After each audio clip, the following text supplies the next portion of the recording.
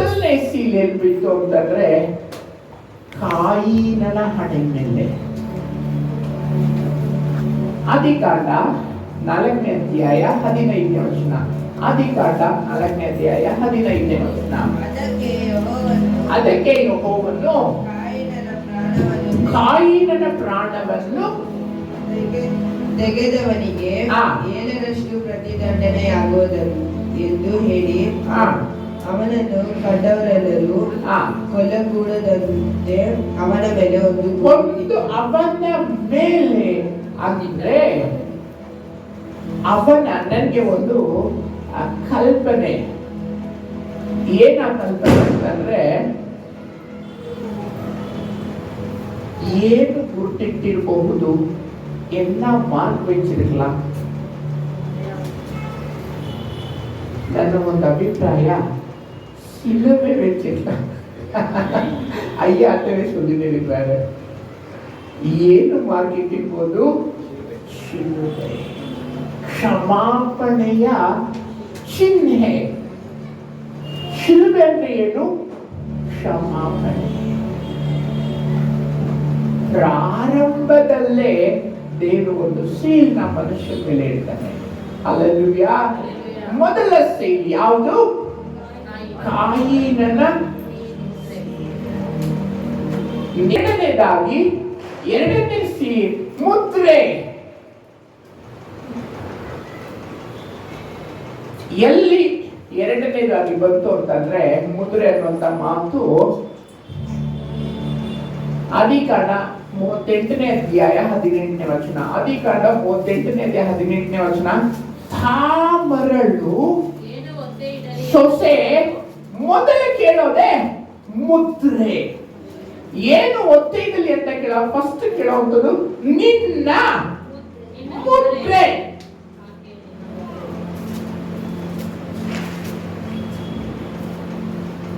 ಇವನ ಮುದ್ರೆ ಎಷ್ಟು ಬೆಲೆ ಅಂತಂದ್ರೆ, ಯೇಸು ಸ್ವಾಮಿ 2ನೇ ಸಾರಿ ಬರೋ ತನಕ ಆ ಸೀಲ್ ಅನ್ನೋದು ಇವನ್ ಕೈಯಲ್ಲೇ ಇರೋದು. ಯಾರ ಕೈಯಲ್ಲಿ? ಯೂದನ ಕೈಯಲ್ಲಿ, ಯಹೂದನ ಕೈಯಲ್ಲಿ. ಆದಿಕಾಂಡ 49ನೇ ಅಧ್ಯಾಯ 10ನೇ ವಚನ. ಆದಿಕಾಂಡ 49ನೇ ಅಧ್ಯಾಯ 10ನೇ ವಚನ. ಆದಿಕಾಂಡ 49. ರಾಜದಂಡವನ್ನು ಹಿಡಿಯತಕ್ಕವನು ಬರುವ ತನಕ ಆ ದಂಡವು, ಒಂದು ನಿಮಿಷ, ರಾಜದಂಡ ಹಿಡಿಯತಕ್ಕವನು ಬಂದಿದಾನ? ಇನ್ನೂ ಇಲ್ಲ. ಮೊದಲನೇ ಸಾರಿ ಯಾಕೆ ಬಂತು ಅಂದ್ರೆ ಕುರಿಯಾಗಿ ಶಿಲುಬೆ ಮೇಲೆ ಸಾಯಲಿಕ್ಕೆ ಬಂತು. ಪುನರುತ್ಥಾನ ದೀವಾರೋಹಣ ಆದ ನಂತರ ರಾಜ್ಯಾಧಿಕಾರ ಪಡೆದುಕೊಂಡು 2ನೇ ಸಾರಿ ಅಂತರಿಕ್ಷದಲ್ಲಿ ಮೇಘದ ಮೇಲೆ ಬರ್ತಾರೆ. ರಾಜದಂಡ ಹಿಡಿಲಿಕ್ಕೆ 1,000 ಆಳ್ವಿಕೆ ವರ್ಷ, 1,000 ವರ್ಷ ಇಲ್ಲಿ ಆಳ್ವಿಕೆ ಆದ ನಂತರ ಈ ಭೂಮಿನ ನಾಶ ಮಾಡ್ಬಿಟ್ಟು ಹೊಸ ಭೂಮಿ ಆಕಾಶಕ್ಕೆ ಈ ಜನರನ್ನೆಲ್ಲ ತಗೊಂಡು ಹೋಗ್ತಾರೆ. ಯಾರನ್ನ? ಭಕ್ತಿವಂತರನ್ನ. ಆ 1,000 ವರ್ಷ ಆಡಳಿತಕ್ಕೆ ರಾಜದಂಡ ಹಿಡಿಯೋಂತವನು ಬರ್ತಾನೆ. ಯಾರು? ಯೇಸು ಸ್ವಾಮಿ, ಯಜ್ಞದ ಕುರಿಯಾದನು. ಅಲ್ಲಿನವರೆಗೂ ಈ ರಾಜದಂಡ ಯಾರ ಹತ್ರ ಇರುತ್ತೆ? ಯಹೂದನ ಕೈಯಲ್ಲಿ. ಈಗ ರಾಜದಂಡ ಯಾರ ಕೈಯಲ್ಲಿ ಇದೆ? ಯಹೂದ್ಯರ ಕೈಯಲ್ಲಿ. ಬಂಗಾರ ಎಷ್ಟಮ್ಮ ರೇಟು? ಬಂಗಾರ ಎಷ್ಟು ರೇಟು? ಯಾಕೆ? ಅಮೆರಿಕದವ್ನು ಮಾಡಿದಕ್ಕೆ. ಅಮೆರಿಕ ಟ್ರಂಪ್ ಬರ್ಲಿಕ್ಕೆ ಯಾರು ಗೊತ್ತಾ ಸೀಲ್ ಹೋಗ್ತಿರೋದು? ಯಹೂದ್ಯರು. ಎಲ್ಲಿ ನಿಮ್ ಫೋನು? ಫೋನ್ ತೆಗೀರಿ ನೋಡೋಣ. ಎಲ್ಲಿ ಫೋನು? ಇದನ್ನ ಕಂಡುಹಿಡಿದು ಮಾಡಿದ್ದು ಯಾರು ಗೊತ್ತಾ? ಯಹೂದ್ಯರು. ನಿಮ್ಮನ್ನ ಇಂಡೈರೆಕ್ಟ್ ಆಗಿ ಆಳ್ತಾ ಇರೋದೇ ಯಹೂದ್ಯರು. ಕರೆಕ್ಟ್ ತಾನೆ ಸರ್? ಬಿಡ್ರಿ, ರೋಮ್ ರಾಜ್ಯನ ಆಳಿದ್ಯಾರು? ಕ್ರೈಸ್ತರು. ಅವರು ಕ್ರಿಸ್ತನವರಾಗಿದ್ದಕ್ಕೆ ರೋಮ್ ಸಾಮ್ರಾಜ್ಯ ಬಹಳ ದಿನ ಆಳ್ವಿಕೆ ನಡೆಸಿತು. ಆಮೇಲೆ ಇಂಗ್ಲೆಂಡ್ ಬಂತು. ಇಂಗ್ಲೆಂಡ್ ಯಾಕೆಂದ್ರೆ ಅವರು ಬಹಳ ಭಕ್ತಿವಂತರಾಗಿರುವುದಕ್ಕೆ ಇಂಗ್ಲೆಂಡ್ ಪ್ರಪಂಚನೆಲ್ಲ ಆಳ್ತು. ಆಮೇಲೆ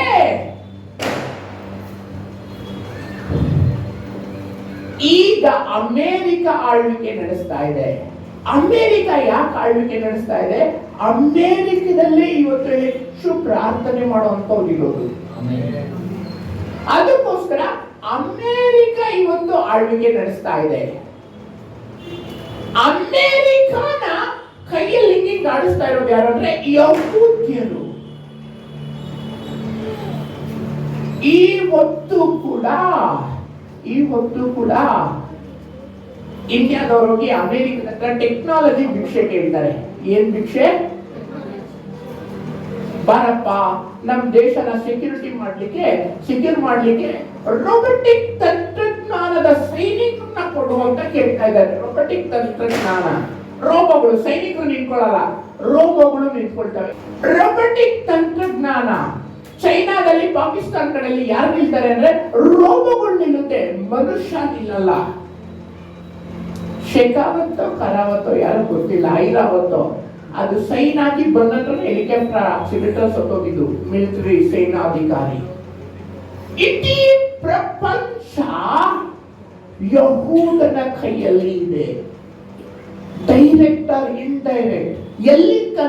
ಎಲ್ಲಿ ತನಕ ಇರುತ್ತೆ ಅಂದ್ರೆ ಮುದ್ರೆ ಟ್ರಂಪ್ ಬರ್ಲಿಕ್ಕೆ, ಹಿಲ್ಲರಿ ಕ್ಲಿಂಟನ್ ಬರ್ಲಿಕ್ಕೆ, ಬಿಲ್ ಕ್ಲಿಂಟನ್ ಬರ್ಲಿಕ್ಕೆ, ಒಬಾಮಾ ಬರ್ಲಿಕ್ಕೆ ಇವರು ಮುದ್ರೆ ಓದ್ಬೇಕು.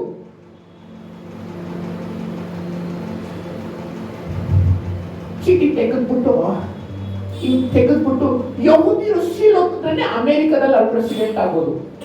ಯಾಕಂದ್ರೆ ಅವ್ರ ಓಟುಗಳು ನಿರ್ಣಾಯಕವಾದ ಓಟುಗಳು. ಆ ಯಹೂದಿರು ಕ್ರೈಸ್ತರೇ ಭೂಮಿನ ಆಳ್ವಿಕೆ ಮಾಡ್ತಾ ಇರುವಂತದ್ದು. ಯೇಸು ಕ್ರಿಸ್ತನು ಬರೋ ತನಕ ಮುದ್ರೆ ಯಾರ ಕೈಯಲ್ಲಿರುತ್ತೆ? ಸೀಲು ಯಹೂದನ ಕೈಯಲ್ಲೇ.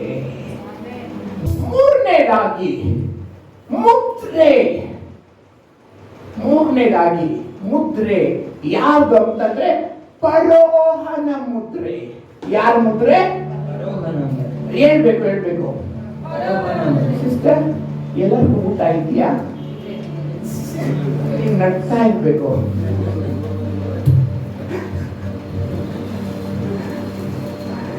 ಮೂರನೇದಾಗಿ ಯಾರ ಮುದ್ರೆ?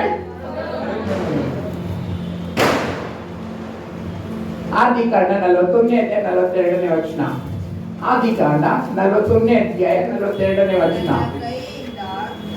ಫರೋಹ ಯೋಸೇಫ ಕೂತಿದ್ರೆ ಯೋಸೇಫನ ಕರೆದು ಉಂಗುರ ತೆಗೆದು ಮುದ್ರೆನ ಯೋಸೇಫನ ಕೈ ಕೊಟ್ಟು ಬಿಡ್ತಾನೆ. ಯಾರ ಕೈಯಲ್ಲಿ? ಯೋಸೇಫನ ಕೈಯಲ್ಲಿ ಮುದ್ರೆ ಕೊಟ್ಬಿಡ್ತಾನೆ. ನೀನು ಏನು ರೂಲ್ ಮಾಡ್ತೀಯೋ ಅದೇ ಫೈನಲ್. ಏನು ನೀನು ಏನು ಕಾನೂನು ಮಾಡ್ತೀಯೋ ಅದೇ ಫೈನಲ್. ಅವರು ಒಂದು ಕಾನೂನು ತರ್ತಾನೆ. ಆ ಕಾನೂನು ಮೇಲೇನೆ ಈಗಕ್ಕೂ ಇಡೀ ಪ್ರಪಂಚ ನಿಂತಿರೋದು. ಎಲ್ಲಾ ದೇಶಗಳು ಯಾವ್ದ ಕಾನೂನು, ಯಾವ್ದ ರೂಲ್ ಅಂತಂದಿದ್ದು? ಟ್ಯಾಕ್ಸ್ ಕಲೆಕ್ಟ್ ಮಾಡೋದು. ಎಷ್ಟು ಪರ್ಸೆಂಟ್ ಗೊತ್ತಾ? ಎಷ್ಟು ಪರ್ಸೆಂಟ್? 50%. ಅಯ್ಯ, ನಿಮ್ಗೆ 10 ಮನೆಯವರು 50% ಸಂಪಾದನೆ ಕೊಟ್ರೆ ಹೆಂಗಿರ್ತೀರಾ ನೀವು? 10 ಮನೆ 10% ಅಲ್ಲ, 50%. 100 ಮನೆ ಕೊಟ್ರೆ ಹೆಂಗಿರುತ್ತೆ? 50% 100 ಮನೆ ಕೊಟ್ರೆ, 1,000 ಮನೆ ಕೊಟ್ರೆ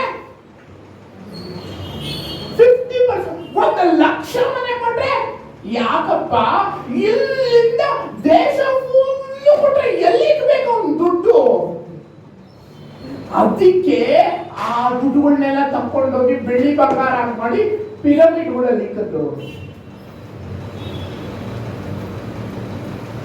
ಅದನ್ನೇನ್ ಮಾಡಿದ, ಅದನ್ನೇ ಇವತ್ತಿಗೂ ಕಾಶ್ಮೀರಿನ ಕನ್ಯಾಕುಮಾರಿ ತನಕ ಗೌರ್ಮೆಂಟ್ಗಳು ಬಾಚಾಗ್ತಾ ಇರೋದು. ಅವನು ಏನು ಅಮೆರಿಕದವನು, ಇಂಗ್ಲೆಂಡ್ ಅವನು, ಆಸ್ಟ್ರೇಲಿಯಾ ಆ ಟ್ಯಾಕ್ಸ್ ಅನ್ನೋಂಥ ತೆರಿಗೆ ಅನ್ನೋಂಥ ಇದರಿಂದಲೇ ಎಲ್ಲ ಕಲೆಕ್ಟ್ ಮಾಡ್ಕೊಂಡು ದೇಶನ ಆಳ್ತಾ ಇರೋದು. ಗೌರ್ಮೆಂಟ್ ಸೇವಕರು ಸಂಬಳ ತಗೊಳ್ತಾ ಇರೋದು ಯಾವ್ದ್ರಿಂದ? ಯೋಸೇಫನ ಕೈಯಲ್ಲಿ ಮುದ್ರೆ ಕೊಡ್ತಾರೆ, ಪ್ರಪಂಚನೇ ತಲೆ ಕೆಳಗು ಮಾಡಾಕ್ಬಿಡ್ತಾನೆ. ಅವನು ಹಾಗೆ ತಂದಂತ ರೂಲು ಈಗೂ ನಡೀತಾನೆ ಇದೆ. ದೇಶಗಳು ಫಾಲೋ ಮಾಡ್ತಾರೆ.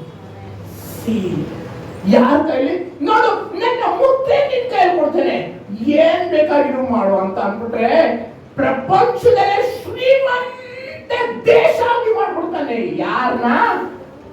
ಐಗುಪ್ತ ದೇಶನ. ಏನು ಇಡೀ ಪ್ರಪಂಚದಲ್ಲೇ ಈಗ ಅಮೆರಿಕ ಹೆಂಗೈತೋ ಅದೇ ತರ ಆಗಿನ ಕಾಲದಲ್ಲಿ ಶ್ರೀಮಂತ ದೇಶ ಆಗಿ ಯೋಸೇಫ ಮಾಡ್ಬಿಡ್ತಾನೆ. ಮುದ್ರೆ ಯೋಸೇಫನ ಕೈಯಲ್ಲಿ ಬರುತ್ತೆ. ಬೈಬಲ್ ಅಲ್ಲಿ ಒಂದು ನೋಡಿ ಭಯ ಆಗೋಯ್ತು, ಆಶ್ಚರ್ಯ ಆಗೋಯ್ತು. ಎಲ್ಲೈತೆ ಗೊತ್ತಾ? ಈ ಥಂಬ್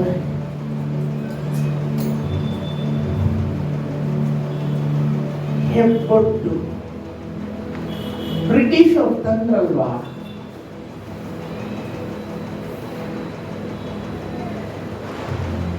ಯೋಗ 37:7 ಐತೆ.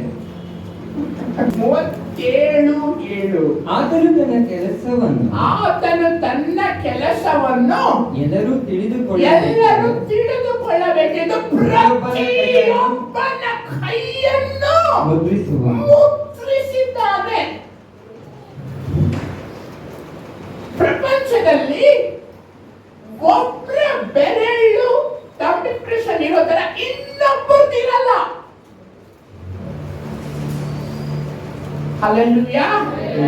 ದೇವರು ನೋಡಿ ಇವನ್ನೆಲ್ಲ ಇಟ್ಟೆ ಬ್ರಿಟನ್ ಏನ್ ಮಾಡೋದು ಅಂದ್ರೆ ಪ್ರಪಂಚದಲ್ಲಿ ಹೆಬ್ಬಟ್ಟು ಸಿಗ್ತಂತಂತು. ಸರಿಯಪ್ಪ, ಟೆಕ್ನಾಲಜಿ ಬಂದ್ಬಿಡ್ತು. ಟೆಕ್ನಾಲಜಿ ಬಂದಿದ್ದಕ್ಕೆ ಒಳ್ಬಟ್ಟ ಅದು ಇನ್ನು ಅಡ್ವಾನ್ಸ್ ಆಗೋಯ್ತು. ಫಸ್ಟ್ ಹಿಂಗೆ ಮಾಡಿ ಹಿಂಗ್ ಅಂಟಿಸ್ತಾ ಇದ್ರು. ಇವಾಗ ಏನಿಲ್ಲ, ಸುಮ್ಮನೆ ಹೋಗಿ ಮಿಷಿನ್ ಅಲ್ಲಿ ಹಿಂಗ್ ಕೈ ಇಡೋದು. Biometric, Aadhaar card. ಹೌದು, ಎಲ್ಲಿಂದ ಬಂತು ಅಂದ್ರೆ ಬೈಬಲ್ ಇಂದ. ಪ್ರತಿಯೊಬ್ಬನ ಕೈಯನ್ನು ಮುದ್ರಿಸಿದ್ದಾರೆ. ಒಬ್ರು ತರ ಒಬ್ರು ಕಾಣ್ಬೋದು, ಆದ್ರೆ ದೇವರು ಎಂಥ ಅದ್ಭುತ ಸೃಷ್ಟಿಕರ್ತ ಅಂದ್ರೆ ಒಬ್ರು ಬೆರಳಿರೋ ತರ ಇನ್ನೊಬ್ರು ಬೆರಳಿರಲ್ಲ. ಒಬ್ರು ಕೈ ಸೀಲಿದ್ದಾಗ ಇನ್ನೊಬ್ರು ಕೈ ಸೀಲಿರಲ್ಲ. ಹಲ್ಲೆಲೂಯಾ. ಆ ಕೈ ಸೀಲ್ ಇಟ್ಕೊಂಡು ಏನಂತ ಹೇಳಿದ್ರು ಅಂತಂದ್ರೆ ಮುದ್ರೆ ನಿಟ್ಟು ನೋಡಪ್ಪ, ಈ ಮುದ್ರೆ ನಿಟ್ಬಿಟ್ಟು ನೀನು ಪರಲೋಕದಲ್ಲೂ ಕಟ್ಟಬಹುದು, ಪರಲೋಕದಲ್ಲೂ ಕಿತ್ತಾಕ್ಬಹುದು. 18:18 ಲೂಕ, ಸಾರಿ ಮತ್ತಾಯ 18:18. ಆ ಮುದ್ರೆ ಅನ್ನೋದಿಲ್ಲ ಅಲ್ಲಿ, ಆದ್ರೂ ಮತ್ತಾಯ 18:18 ನೀವು ಏನೇನು ಪರಲೋಕದಲ್ಲಿ ಕಟ್ಟುತ್ತೀರೋ ಅದು ಪರಲೋಕದಲ್ಲಿಯೂ ಕಟ್ಟಿರುವುದು, ನೀವೇನೇನು ಇಲ್ಲಿ ಬಿಚ್ಚುತ್ತೀರೋ ಅದು ಪರಲೋಕದಲ್ಲಿಯೂ ಬಿಚ್ಚಿರುವುದು, ನೀವೇನೇನು ಇಲ್ಲಿ ಕಟ್ಟುತ್ತೀರೋ ಅದು ಅಲ್ಲೂ ಕಟ್ಟಬಿಡದೆ, ನೀವೇನೇನು ಇಲ್ಲಿ ಬಿಚ್ಚುತ್ತೀರೋ ಅದು ಪರಲೋಕದಲ್ಲಿಯೂ ಬಿಚ್ಚಿರುವುದು. ನಾವಿಲ್ಲಿ ಕಟ್ಟೋದು ತುಂಬಾ ಮುಖ್ಯ. ಯಾವುದು? ಸೈತಾನನ ಬಲನ, ಸೈತಾನನ ಆಡಳಿತನ, ಸೈತಾನನ ದೊರೆತನ, ಅಂಧಕಾರ ಲೋಕಾಧಿಪತಿ ಬಲನ ಇಲ್ಲಿ ಕಟ್ಟೋದು ಅತಿ ಮುಖ್ಯ. ಆಮೇಲೆ ಅಷ್ಟೇ ಅಲ್ಲ, ಮಣಕಾಲಲ್ಲಿ ನಿಂತ್ಕೊಂಡು ಆಶೀರ್ವಾದನ ಅಲ್ಲಿ ಬಿಚ್ಚಿ ಬಿಡಬೇಕು. ಹಣದ ಆಶೀರ್ವಾದನ, ಆರೋಗ್ಯದ ಆಶೀರ್ವಾದನ ನಾವು ಇಲ್ಲಿ ಬಿಚ್ಚಿದ್ರೆ ಅಲ್ಲಿ ಬಿಚ್ಚಲ್ಪಡುತ್ತೆ. ಕಟ್ಟೋದು ಹೆಂಗೆ? ಕಟ್ಟೋದು ಹೆಂಗೆ? ಬಾಯಲ್ಲಿ ಕಟ್ತೀವ, ಕೈಯಲ್ಲಿ ಕಟ್ತೀವಿ, ಬಾಯಿ ಮೂಲಕ ಅರಿಕೆ ಮಾಡ್ತೀವಿ. ನಾವ್ ಯಾವಾಗ ಕಟ್ಟುತ್ತೀವೋ ಆವಾಗ ಅದು ಕಟ್ಟಲ್ಪಡುತ್ತೆ, ಬಿಚ್ಚಲ್ಪಡುತ್ತೆ.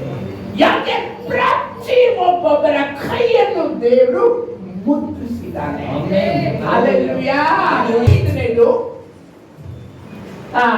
ಯೆರೆಮೀಯ 22:24 ವಚನ. ನೀವು ಪಾಪ ಮಾಡಿದ್ರೆ ದೇವರು ನಿಮ್ಮ ಮುದ್ರೆನ ತೆಗೆದಾಕ್ಬಿಡ್ತಾರೆ. ಯೆರೆಮೀಯ 22:24. ಯೆಹೋವನು ಹೀಗೆನ್ನುತ್ತಾನೆ, ನನ್ನ ಜೀವದಾಣೆ, ಯೆಹೋಯಾಕೀಮನ ಮಗನಾದ ಯೆಹೂದದ ಅರಸನು ಕೋನ್ಯನೆಂಬ, ಅಂದ್ರೆ ಈ ಕೋನ್ಯ ಅಲ್ಲ, ಇವನ ಹೆಸರು ಯೆಕೋನ್ಯ.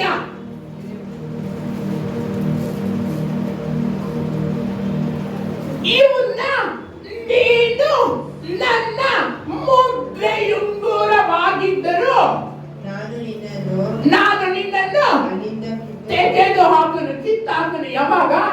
ದೇವರಿಗೆ ಏನೇಳಿ? ದೇವರಿಗೆ, ದೇವರ ಮಾತುಗಳಿಗೆ ಅವಿಧೇಯರಾದಾಗ ತೆಗೆದಾಕ್ಬಿಡ್ತೀನಿ. ಎದ್ದೋಗಿ ಅವನಿಗೆ ಸರೆಂಡರ್ ಆಗು, ಬಾಬೆಲ್ ರಾಜರಿಗೆ ಆಗಲ್ಲ. ಯೆರೆಮೀಯ ಬಂದಿದ್ದ, ಚಿಯ ನನ್ ಮಾತು ಕೇಳು, ಪ್ರಾಣ ಉಳಿಯುತ್ತೆ, ರಕ್ಷಣೆನೂ ಆಗುತ್ತೆ ಅಂತ ಕೇಳಿದಾಗ ಸರಿ ಸರಿ ಹೋಗು, ಕೇಳಲ್ಲ. ಇವನಿಂದ 5 ಯಹೂದದ ಪ್ರತಿಯೊಬ್ಬ ಶ್ರೀಮಂತರು ಸಂಹಾರ ಮಾಡಲ್ಪಡ್ತಾರೆ. ಇವನ ಮಕ್ಕಳನ್ನ ಯೆಹೋವನ ಕಣ್ಮುಂದೆನೆ ಕಡ್ದಾಕ್ತಾರೆ. ಕಾರಣ ಅಪ್ಪನ ಅವಿಧೇಯತ್ವ. ನೀನು ನನ್ನ ಮುದ್ರೆಯುಂಗುರವಾಗಿರು, ನಾನು ಅದನ್ನು ಕಿತ್ತಾಕ್ತೇನೆ. ಯಾವಾಗ ನೀನು ಅವಿಧೇಯನಾದಾಗ ದೇವರು ನಿನ್ನ ಕಿತ್ತಾಕ್ತಾರೆ. ನೀನು ಅವಿಧೇಯನ ಬಿಟ್ಬಿಟ್ಟು 1 ಲಕ್ಷ ರೂಪಾಯಿ ಕಾಣಿಕೆ ಹಾಕೋದು ದೇವರು ಲಕ್ಷಕ್ಕೆ ಮುಟ್ಟಲ್ಲ. ನೀನ್ ಸಮಾಧಾನ ನೀನ್ ಹಾಕ್ಬೋದು. ಇಲ್ಲ ಇಲ್ಲ ದೇವ್ರೆ, ನಾ ಪಾಸ್ಟರ್ ಪ್ರೇಯರ್ ಮಾಡ್ತಾರೆ, ಕಾಣಿಕೆ ಇನ್ನು 2 ಲಕ್ಷ ಹಾಕಿ, ದೇವ್ರು ಮುಟ್ಟಲ್ಲ. ಲಂಚಕ್ಕೆ ದೇವ್ರು ಭಗವಂತ ದೇವರಲ್ಲ, ನಿನ್ನ ವಿಧೇಯತ್ವನೇ ಶ್ರೇಷ್ಠ. ಯೆಹೋವನ ವಿಧೇಯತ್ವಕ್ಕೆ ಮೆಚ್ಚುವಷ್ಟು ಯಜ್ಞ ಹೋಮಗಳಿಗೆ ಮೆಚ್ಚುತ್ತಾನೋ. ಯಜ್ಞವನ್ನು ಅರ್ಪಿಸುವುದಕ್ಕಿಂತ ಮಾತುಗಳು ಕೇಳುವುದು ತಮ್ಮ, ಟಗರುಗಳ ಕೊಬ್ಬಿಗಿಂತಲೂ ವಿಧೇಯತ್ವವು ವಿಶೇಷವಾಗಿದೆ. ಅವಿಧೇಯತ್ವವು ಮಾಟ ಮಂತ್ರದಷ್ಟೇ ಕೆಟ್ಟದ್ದು. ಹಲ್ಲೆಲೂಯಾ. ಯೆಕೋನ್ಯ, ನೀನು ನನ್ನ ಮಾತು ಕೇಳಿಲ್ಲ, ಅದಕ್ಕೋಸ್ಕರ ನೀನು ನನ್ನ ಮುದ್ರೆಯುಂಗುರವಾಗಿರು, ನಾನು ನಿನ್ನನ್ನು ತೆಗೆದಾಕ್ತೇನೆ.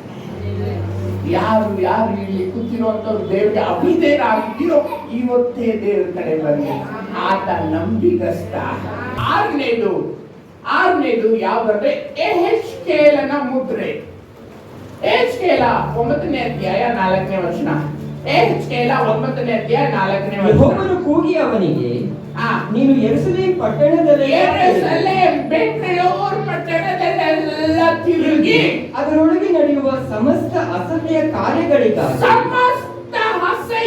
ಕಾರ್ಯಗಳಿಗಾಗಿ ನರಳಿ ಗೋಳಾಡುತ್ತಿರುವವರ ಜನರ ಹಣೆಯ ಮೇಲೆ ಗುರುತು ಮಾಡು ಎಂದು ಅಪ್ಪಣೆ ಕೊಟ್ಟು. ಅಯ್ಯ, ಎಲ್ಲಿ ಯಾರು ಜನರ ಪಾಪದ ನಿಮಿತ್ತ, ಜನರ ಅಕ್ರಮದ ನಿಮಿತ್ತ, ಜನರ ಅನ್ಯಾಯದ ನಿಮಿತ್ತ, ಅಸಹ್ಯ ಕಾರ್ಯದ ನಿಮಿತ್ತ ನರಳಿ ಗೋಳಾಡ್ತಾ ಇದ್ದಾರೋ ಅವರ ಹಣೆಯ ಮೇಲೆ ಗುರುತು ಮಾಡು ಎಂದು ಅಪ್ಪಣೆ. ಈ ಹೊತ್ತು ಯಾರು ನರಳಿ ಗೋಳಾಡ್ತಾ ಇದ್ದಾರೆ, ಜನರಿಗೋಸ್ಕರ ಪ್ರಾರ್ಥನೆ ಮಾಡುವಂತವ್ರು ಯಾರು? ಇಲ್ಲಿ ದಾನ್, ಇಲ್ಲಿ ಬೇರ್ಷೆಬಾ ಇರುತ್ತೆ. ದಾನೂರಿಂದ ಬೇರ್ಷೆಬಾದವರೆಗೂ ಸಮುದ್ರದ ಮರಳಿನಷ್ಟು, ಆಕಾಶದ ನಕ್ಷತ್ರದಷ್ಟು ಅಸಂಖ್ಯಾತರ ಜನರಿರ್ತಾರೆ. ಆದ್ರೆ ಪ್ರೇಯರ್ ಮಾಡೋದು ಒಬ್ರು ಸಿಗಲ್ಲ. ಏಜ್ಕೇಲ 22ನೇ ಅಧ್ಯಾಯ 30ನೇ ವಚನ. ಏಜ್ಕೇಲ 22:30. ನಾನು ದೇಶವನ್ನು ಹಾಳು ಮಾಡದಂತೆ ನನ್ನೆದುರಿಗೆ ದೇಶ ರಕ್ಷಣೆಗಾಗಿ ಪೌಳಿ ಒಡಕಿನಲ್ಲಿ ನಿಲ್ಲುವುದಕ್ಕೂ ಗೋಡೆಯನ್ನು ಗಟ್ಟಿ ಮಾಡುವುದಕ್ಕೂ ತಕ್ಕವನನ್ನು ನಾನು ಹುಡುಕಲು ಯಾರು ಸಿಗಲಿಲ್ಲ. ಯಾರು ಸಿಕ್ಕಿರುವಂತೆ ದೇವ್ರೆ ನೀನ್ ತಪ್ಪು ಮಾತಾಡ್ತಾ ಇದೀಯಾ? ನಾವೆಲ್ಲ ಗುಂಪಾಗಿ ಸೇರಿ ಪ್ರಾರ್ಥನೆ ಮಾಡ್ತೀವಲ್ವಾ? ಪ್ರತಿ ಸಬ್ಬತ್ ದಿನ ನಾವು ಬಂದು ಯಾಜಕರು ಎಲ್ಲ ಕೈ ಹಿಡ್ಕೊಂಡು ಏನು ಒಂದೊಂದು ಸಾರಿ 100, 200, 300, 500 ಯಾಜಕ ವರ್ಗ ವೃಂದ ಜೋರಾಗಿ ಹಾಡಾಡೋ ಅಂತವ್ರು ಇವರೆಲ್ಲ ಇದೀವಲ್ಲ. ನಾವು ದೇಶಕ್ಕೋಸ್ಕರ ಪ್ರಾರ್ಥನೆ ಮಾಡ್ತೀವ? ನೋ. ಬೈಬಲ್ ಏನಂತ ಹೇಳ್ತಾ ಇದೆ? ಅಸಹ್ಯ ಕಾರ್ಯಗಳಿಗಾಗಿ ಹತ್ತು ಗೋಳಾಡುವಂತ ಜನ ಒಬ್ರು ಸಿಗಲಿಲ್ಲ. ಅಯ್ಯ, ಸೇವೆ ಎಲ್ಲಿ? ಸೇವೆ ಎಷ್ಟು ಬೇಕಾದ್ರೂ ಮಾಡ್ತೀವಿ ನಾವು. ಬ್ಯಾಗ್ ತಗೊಳ್ಕೊಂಡು ಎಲ್ಲಿ ಬೇಕಾದ್ರು ಪ್ರಾರ್ಥನೆ ಮಾಡಿ. ಪ್ರಾರ್ಥನೆ ಅಲ್ಲೋಗಿ ಮಾಡ್ತೀವಿ ಎಲ್ಲರೂ ಸೇರಿ. ಎಷ್ಟೊತ್ತು ಮಾಡ್ತೀರಾ? 5 ನಿಮಿಷ. ನೋ 2 ನಿಮಿಷ. ಅವರು ಪ್ರೇಯರ್ ಅಮ್ಮವ್ರು ಕೊಡುವಾಗ ಚಿಕ್ಕ ಪ್ರಾರ್ಥನೆ ಮಾಡಿ ಅಂದ್ರೆ 30 ಸೆಕೆಂಡ್ ಪ್ರಾರ್ಥನೆ. ಯಾವುದಕ್ಕೆ? ದೇಶಕ್ಕೋಸ್ಕರ. 30 ಸೆಕೆಂಡ್ ಪ್ರಾರ್ಥನೆ ಮಾಡಕ್ಕೆ 500 ಕಿಲೋಮೀಟರ್ ಇಂದ ಬರ್ಬೇಕು ಇಲ್ಲಿಗೆ.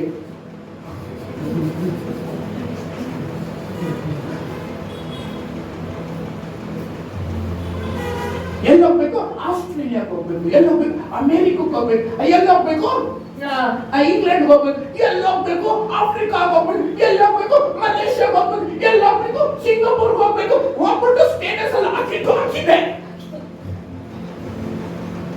ಯಾಕೆ ಆಸ್ಟ್ರೇಲಿಯಾ? ಯಾಕೆ ಅಮೆರಿಕ? ಇಂಡಿಯಾದಲ್ಲಿ ಜನ ಇಲ್ಲ, ಅಲ್ಲಿ ಜನ ಇರೋದು.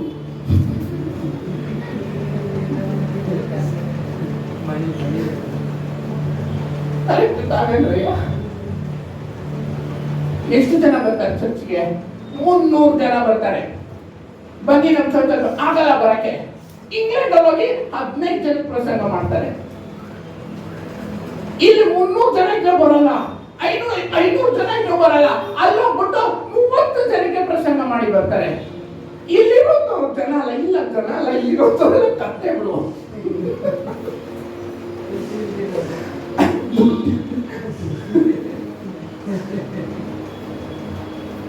ಇಲ್ಲಿ 1 ಕೋಟಿ ರೂಪಾಯಿ ಇನ್ವೆಸ್ಟ್ ಮಾಡೋದು ಮೀಟಿಂಗ್ ಮಾಡೋದು ಇಲ್ಲ, ಅಲ್ಲೇ ಹೋಗಿ 2 ಕೋಟಿ ರೂಪಾಯಿ ಇನ್ವೆಸ್ಟ್ ಮಾಡುವಂಥದ್ದು.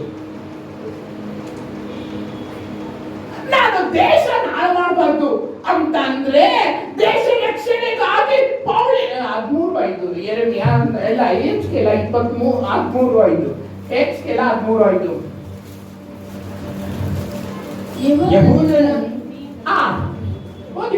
ಯೆಹೋವನ ದಿನದಲ್ಲಿ ಯುದ್ಧಕ್ಕೆ ನಿಲ್ಲಬೇಕೆಂದು ನೀವು ಪೌಳಿಯ ಒಡಕುಗಳನ್ನೇರಲಿಲ್ಲ. ಯೆಹೋವನ ದಿನ ಅದು ಬೇರೆ ಪ್ರಸಂಗ.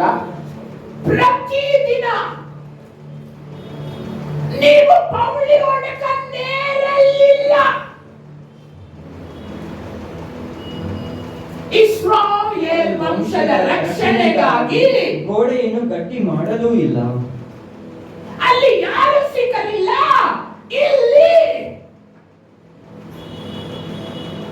ನೀವು ಮಾಡ್ಲಿಲ್ಲ. ಟಿವಿ ಕೊಡೋಣ ಮೋಹನ್ ಶಿಲಾಕರ್ ವರಾರೆ ಬಾಲ್. ಅப்புறம் ಟಿವಿ ನೆಕ್ಸ್ಟ್ ಸತೀಶ್ ಕುಮಾರ್ ವರಾರೆ போடு. ನೆಕ್ಸ್ಟ್ ಬೆನ್ನಿಂಗ್ ವರಾರೆ போடு. அப்புறம் ನೆಕ್ಸ್ಟ್ ಜಾಯ್ಸ್ மேன் வரார் போடு. ಎಲ್ಲ ಕೇಳ್ತಾನೆ இருக்குது ತಪ್ಪ ಕೇಳುದು எல்லாரும் கேளுங்க. அதுக்கு நான் ரொம்ப ப்ரேயர் பண்ணுங்க. ಪ್ರಾರ್ಥನೆ ಮಾಡೋದು ಒಬ್ಬ ಸಿಗ್ಲಿಲ್ಲ. ದೇವ್ರೆ ನಿನ್ ಕಣ್ಣು ಕಾಣ್ತಾ ಇಲ್ಲ, ಎಷ್ಟು ಜನ ಇದ್ದಾರೆ ನೋಡು. ಆಗ್ತೀನಿ ನೋಡು.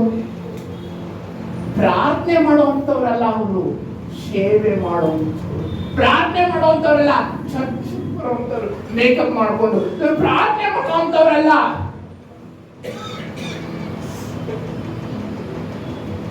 ಪ್ರಾರ್ಥನೆ ಮಾಡ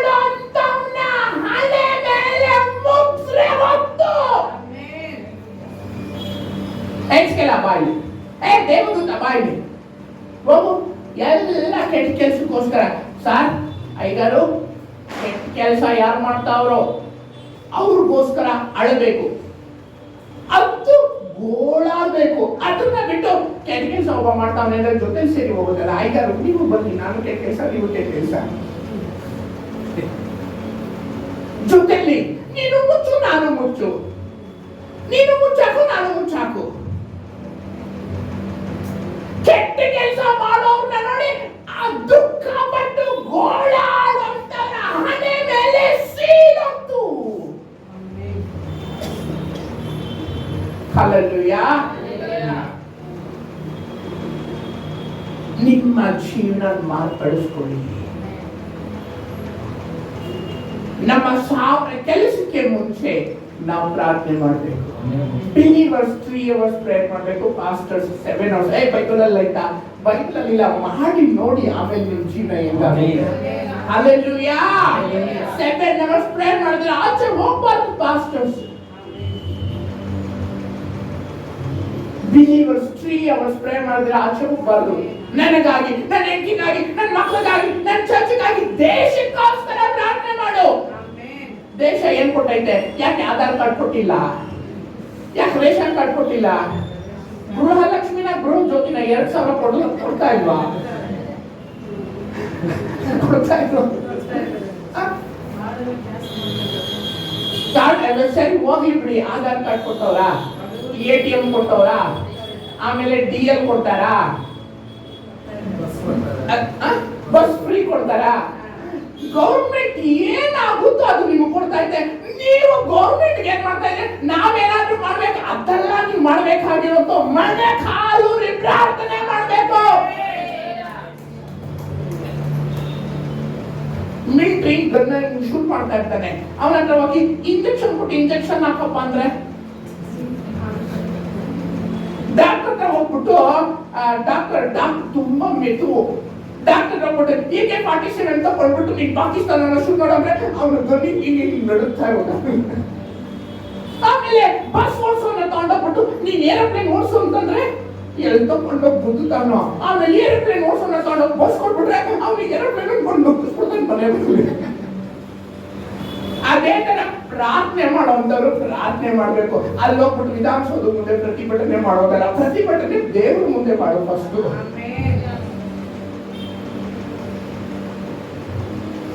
ಪ್ರಾರ್ಥನೆ ಮಾಡುವಂತವ್ರು ಪ್ರಾರ್ಥನೆ ಮಾಡಬೇಕು. ಪ್ರಾರ್ಥನೆ ಮಾಡೋನು ಹುಡುಕದೆ ಸಿಗ್ಲಿಲ್ಲ.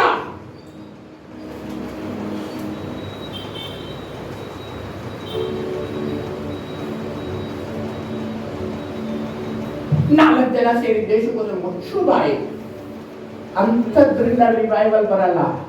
ಪರ್ಸನಲ್ ಪ್ರೇಯರ್ ಇಲ್ಲೇ ರಿವೈವಲ್ ಬರುತ್ತೆ. ದಾಹ 4 ಜನ ಸೇರಿದ್ರೆ ಬರಲ್ಲ. 4 ಜನ ಸೇರಿದ್ರೆ ಬಲ ಬರ್ಬೋದು, 4 ಜನ ಸೇರಿದ್ರೆ ಅಭಿಷೇಕ ಬರ್ಬೋದು, ಆರಾಧನೆ ಬರ್ಬೋದು. ದಾಹ ಬರ್ಬೇಕು ಅಂದ್ರೆ ವೈಯಕ್ತಿಕವಾಗಿ 2 ಗಂಟೆ 3 ಗಂಟೆಗೆ ಎದ್ದು ನಿಲ್ಲಬೇಕು. ದಾಹ ಇರುವಂತವ್ರು ಏನ್ ಮಾಡ್ತಾರೆ? 2 ಗಂಟೆಗೆ 3 ಗಂಟೆಗೆ ನಿಂತು ಪ್ರೇಯರ್ ಮಾಡ್ತಾರೆ, ಮಳೆಗಾಲದಲ್ಲಿ ಪ್ರಾರ್ಥನೆ ಮಾಡ್ತಾ ಇರ್ತಾರೆ, ಉಪವಾಸ ಮಾಡ್ತಾರೆ, ದೇಶಕ್ಕೋಸ್ಕರ ತ್ಯಾಗ ಮಾಡ್ತಾರೆ. ಏನ್ ಬೇಕಾಗಿತ್ತು? ನಾನು ದೇಶ ಹಾಳು ಮಾಡಬಾರ್ದು. ಗೋಳಾಡೋದನ್ನ ನೋಡಿ ಅದೇ ಮೇಲೆ ಹೋಯ್ತು. ದೇಶ ನಿಮ್ಗೆ ಆಧಾರ್ ಕಾರ್ಡ್ ಕೊಟ್ಟೈತೆ, ನೀನ್ ಕೊಡ್ಬೇಕಾಗಿರುವಂತದ್ದು ಪ್ರಾರ್ಥನೆ ಕೊಡು. ದೇಶ ಮಾತ್ರ ನಿಮ್ಗೆ ಕೊಡ್ಬೇಕು, ನೀನ್ ಕೊಡಬಾರ್ದ. ನೀನ್ ಏನ್ ಕೊಟ್ರು ಪ್ರಯೋಜನ ಬರಲ್ಲ. ನೀನ್ ಕೊಡ್ಬೇಕಾಗಿರುವಂತದ್ದು ಒಂದೇ ಒಂದು ಪ್ರಾರ್ಥನೆ. ದೇಶಕ್ಕೆ ನಮ್ಮಿಂದ ಯಾವ ಪ್ರಯೋಜನನೂ ಆಗ್ಲಿಲ್ಲ ಅಂತ ಬೈಬಲ್ ಹೇಳುತ್ತೆ. ನಿನ್ನಿಂದ ಪ್ರಯೋಜನ ಆಗೋಕ್ ಮಾಡು. ನಾನು 10 ಗೋಳಾಡುವಂತವ್ರಿಗೋಸ್ಕರ ಅಂತವ್ರ ಹಣೆ ಮೇಲೆ ಮುದ್ರೆ ಹೊತ್ತು. ಸರಿ, 10 ಗೋಳಾಡಿಗ ಪ್ರಾರ್ಥನೆನಾದ್ರೂ ಇನ್ನು ಮೇಲೆ ಮಾಡಿ. 10 ಜನ ಸೇರಿದ ಪ್ರಾರ್ಥನೆ ಮಾಡಿ. ಅದಕ್ಕಿಂತ ಜಾಸ್ತಿ ಪ್ರಾರ್ಥನೆ ದೇಶಕ್ಕೋಸ್ಕರ ಒಂಟಿಯಾಗಿದ್ದಾಗ ಮಾಡಬೇಕು. ಹಲ್ಲೆಲೂಯಾ. ಅದು ಮಾರ್ಪಟ ತರುತ್ತೆ. ಆಮೇಲೆ 7ನೇದು 6ನೇದ 7ನೇದ ದಾನಿಯೇಲನ ಮುದ್ರೆ. ದಾನಿಯೇಲ ದಾನಿಯೇಲ 6ನೇ ಅಧ್ಯಾಯ 17ನೇ ವಚನ. ದಾನಿಯೇಲ 6ನೇ ಅಧ್ಯಾಯ 17ನೇ ವಚನ. ದಾನಿಯೇಲನ ಮುದ್ರೆ ಕೂಡಲೇ ಬಂಡೆಯನ್ನು ತಂದು ಗವಿಯ ಬಾಯನ್ನು ಭದ್ರವಾಗಿ ಮುಚ್ಚಿ ದಾನಿಯೇಲನಿಗೆ ಯಾರು ಬಂದು ಸಪೋರ್ಟ್ ಮಾಡಬಾರ್ದು, ಯಾರು ಬಂದು ಸೂಪರ್ ಮ್ಯಾನ್ ಬಂದು ಅದ್ಭುತ ಮಾಡಬಾರ್ದು ಅಂತ ಹೇಳ್ಬಿಟ್ಟು ಹೆಲಿಕಾಪ್ಟರ್ ಇಳಿದು ಬಂದು ಇವನ್ನ ತಕೊಂಡು ಹೋಗ್ಬಾರ್ದು ಅಂತ ಹೇಳ್ಬಿಟ್ಟು ಏನ್ ಮಾಡ್ತಾರೆ ಅಂತಂದ್ರೆ, ದಾನಿಯೇಲನ ಗತಿ ಬೇರೆ ಆಗ್ತಿರಂಗೆ ರಾಜನು ತನ್ನ ಏನ್ರಿಂದ ಇಷ್ಟಕ್ಕೂ ಇವನು ದಾರಿಯಾವೇಶ ದಾನಿಯೇಲ ಫ್ರೆಂಡ್ಸು. ಇವನು ರಾಜ ಆಗ್ಬಿಡ್ತಾನೆ. ಇವರಿಬ್ರು ಫ್ರೆಂಡ್ಸ್ ಪ್ರಧಾನ ಮಂತ್ರಿಗಳಾಗಿರ್ತಾನೆ. ಆಮೇಲೆ ದಾರಿಯಾವೇಶ ರಾಜ ಹೋಗ್ಬಿಡ್ತಾನೆ. ನೆಬೂಕದ್ನೆಚ್ಚರನ ಮಗ ಸತ್ತಿದ ತಕ್ಷಣ ದಾನಿಯೇಲ ಪ್ರಧಾನ ಮಂತ್ರಿ ಹೋಗ್ಬಿಡ್ತಾನೆ. ಕೊನೆಗೆ ಕಾನೂನು ಯಾವ್ದು ಬರುತ್ತೆ ಅಂತಂದ್ರೆ, ರದ್ದಾಗದ ಧರ್ಮ ವಿಧಿ ಇವನ್ನ ಸೆರೆಗೆ ಎಲ್ಲಿ ತಳ್ಳುತ್ತೆ, ಸಿಂಹದ ಬಾಯಿಗೆ ತಳ್ಬಿಡುತ್ತೆ. ಅವಾಗ ಇವನೇನ್ ಮಾಡ್ತಾನೆ, ರಾಜ ಸೀಲೋತು ಬಿಡ್ತಾನೆ. ಏನು ಇವನ್ ಗತಿ ಬೇರೆ ಆಗ್ಬಾರ್ದು ಅಂತ. ಆಗ ಏನ್ ನಡೆಯುತ್ತೆ, ರಾಜ ಒಬ್ನೇ ಸೀಲೋತಲ್ಲ, ನನ್ ಸೀಲ್ ಸಾಲು ನಿನ್ ಸೀಲು ಹಾಕು.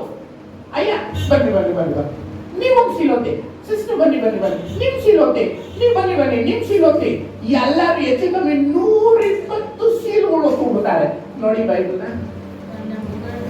ತನ್ನ ಮುದ್ರೆಯಿಂದಲೂ ತನ್ನ, ಎಲ್ಲರೂ ಓದ್ಬೇಕು, ಎಲ್ಲರೂ ಓದ್ಬೇಕು. ಊಟ ಟಿಫನ್ ಜೋರಾಗಿ ಓದಿ. ತನ್ನ ಮುದ್ರೆಯಿಂದಲೂ ತನ್ನ ಮುಖಂಡರ ಅಮ್ಮ ಇವಾಗ ಹೇಳಿ, ದಾನಿಯೇಲನ ಹತ್ರ ಎಷ್ಟು ಜನ ಮುಖಂಡರಿದ್ರು ರಾಜನ ಹತ್ರ? 120 ಸಂಸ್ಥಾನಗಳ ರಾಜರು ಇರ್ತಾರೆ. ಅವರೇ 120 ಜನನೇ ದಾನಿಯೇಲನಿಗೆ ಆಪೋಸಿಟ್ ಆಗಿ ವರ್ಕ್ ಮಾಡೋದು. ಎಷ್ಟು ಜನ?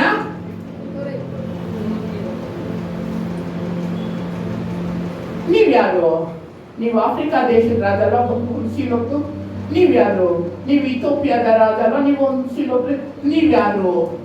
ನೀವು ಇಂಡಿಯಾ ದೇಶದ ರಾಣಿ ಅಲ್ವಾ, ಒಂದೊಂದು ಸೀಲೊತ್ರಿ? ಎಲ್ಲ ಸೀಲೊತ್ತು ಬಿಡ್ತಾರೆ. ಯಾಕೆ? ದಾನಿಯೇಲ ಬೇರೆ ಗತಿಯ ಬಂದು ಸಿಂಹಕ್ಕೆ ಊಟ ಹಾಕ್ಬೇಕು. ಯಾರು ಯೋಚನೆ ಮಾಡೋದು? ಇಹ ಲೋಕದ ಅಧಿಪತಿ. ಅಯ್ಯೋ, ಇಡೀ ಬೈಬಲ್ ಅಲ್ಲಿ ಒಂದೇ ಸೀಲ್ ಬರೋದು, ಒಂದೊಂದು ಸೀಲ್. ದಾನಿಯೇಲನ ಸ್ಟೋರಿಯಲ್ಲಿ ಮಾತ್ರ 106 ಸೀಲ್ ಓದೋದು. ಎಷ್ಟು ಸೀಲು? ಎಷ್ಟೋ ಸೀಲ್ಗಳು. ತನ್ನ ಮುದ್ರೆಯಿಂದಲೂ ತನ್ನ ಮುಖಂಡರ ಮುದ್ರೆಯಿಂದಲೂ. ಒಂದು ಫೋಟೋದಲ್ಲಿ 100, ಒಂದು ಇಷ್ಟು ಇದರಲ್ಲಿ 100 ಇರುತ್ತಲ್ವಾ? ಇಲ್ಲಿ ನಂದು, ಇಲ್ಲಿ ಅಯ್ಯವ್ರದು, ಇಲ್ಲಿ ಅಮ್ಮವ್ರದು, ಇಲ್ಲಿ ಸಂದೀಪ್ ಅವ್ರದು, ಇಲ್ಲಿ ಅಶ್ವಿನ್ ಅವ್ರದು, ಎಲ್ಲಾರ್ದು ಫೋಟೋಗಳು ಹಿಂಗಿರುತ್ತಲ್ವಾ ಒಂದೇ ಒಂದು ಪಾಂಪ್ಲೆಟ್ ಅಲ್ಲಿ. ಅದೇ ತರ ಆ ಕಲ್ಲಲ್ಲಿ ಎಲ್ಲಾರ್ದು ಶೀಲ ಹಾಕ್ಬಿಡ್ತಾರೆ. ನೀನು ಎಷ್ಟು ಶೀಲ ಆದ್ರೂ ಹಾಕು, ಪ್ರಾರ್ಥನೆ ಮಾಡೋದು ಏನೂ ಆಗಲ್ಲ.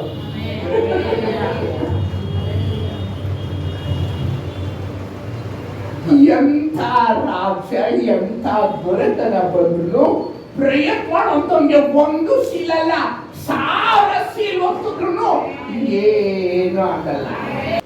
ಅಮ್ಮ, ನಿಮ್ ಯಜಮಾನ್ರನ್ನ ಸಿಂಹದ ಗವಿಯಲ್ಲಿ ಹಾಕ್ಬಿಟ್ಟಿದಾರಂತೆ. ದಾನಿಯೇಲನ ಮಿಸಸ್ಗೆ ಬಂದಿರುವಂಥದ್ದು. ಮಕ್ಕಳಿಗೆ, ಮಗನೇ ನಿಮ್ ಡ್ಯಾಡಿನ ಜೈಯರು ಸಿಂಹದ ಗವಿಯಲ್ಲಿ ಹಾಕ್ಬಿಟ್ಟವ್ರಂತೆ. ಭಯ ಬೀಳ್ಬೇಡಪ್ಪ, ಭಯ ಬೀಳ್ಬೇಡಪ್ಪ, ದೇವ್ರಿದ್ದಾರೆ. ನಾನು ಹೇಳ್ದೆ ದಾನಿಯೇಲ 1 ತಿಂಗಳು ಪ್ರೇಯರ್ ಮಾಡ್ಬೇಡ ಅಂತ. ನನ್ ಗಂಡ ಕೇಳಿದ್ರೆ ನಿದ್ರೆ ಮಾಡಾಕ್ಬಿಟ್ಟ ನನ್ನ. ದಾನಿಯೇಲ ಸಿಂಹದ ಗವಿಯಲ್ಲಿ ಕೂತ್ಕೊಂಡು ರಿಟ್ರೀಟ್ ಪ್ರೋಗ್ರಾಮ್ ಅವನಿಗೆ. ಸಿಂಹದ ಗವಿಯಲ್ಲಿ ಕೂತ್ಕೊಂಡು ಸಿಂಹದ ಗವಿಯಲ್ಲಿ ಆಟ ಆಡ್ತಾ ಇದ್ದಾನೆ. ಅವನ್ ಕಾಲ್ ಮೇಲೆ ಬಂದ್ ಮಲಿಕೊಳ್ತಾ ಐತೆ, ಅವನ್ ತೊಡೆ ಮೇಲೆ ಬಂದ್ ಮಲಿಕೊಳ್ತಾ ಐತೆ. ಆಮೇಲೆ ಎಲ್ಲಿ ಫೋನ್ ತಕೊಂಡು ಯೂಟ್ಯೂಬ್ ಅಲ್ಲಿ ಫೇಸ್ಬುಕ್ ಆಮೇಲೆ ರಾಜ ಬೆಳಿಗ್ಗೆ ಎದ್ದಿದ ತಕ್ಷಣ ಅವ್ನ ಫೋನ್ ತಕೊಂಡು ಏನಿದು ದಾನಿಯೇಲ ಬದುಕಿದ್ದೀರಪ್ಪ ಅಂದ್ರೆ ಬೇಡ ಫೋನ್ ಕತೆ ಬಿಡ್ಬಿಡೋಣ.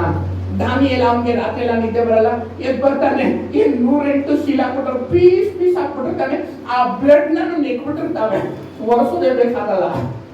ಹಂಗೆ ಹೊಟ್ಟೆ ಸುಡುವಂತ ಸಿಂಹಗಳು. ಆಮೇಲೆ ಬಂದು ನೋಡಿದ್ರೆ ದಾನಿಯೇಲ ನಿನ್ ದೇವ್ರು ನಿನ್ನ ಕಾಪಾಡದಪ್ಪ ಅಂದ್ರೆ, ಸಾರ್ ನಾನಿದ್ದೀನಿ. ಇವ್ ನಂಗೆ ತಟಸ್ಥನಾಗಿ ಭಯ ಬಿದ್ದು ನಿಂತು ಬಿಡ್ತಾನೆ.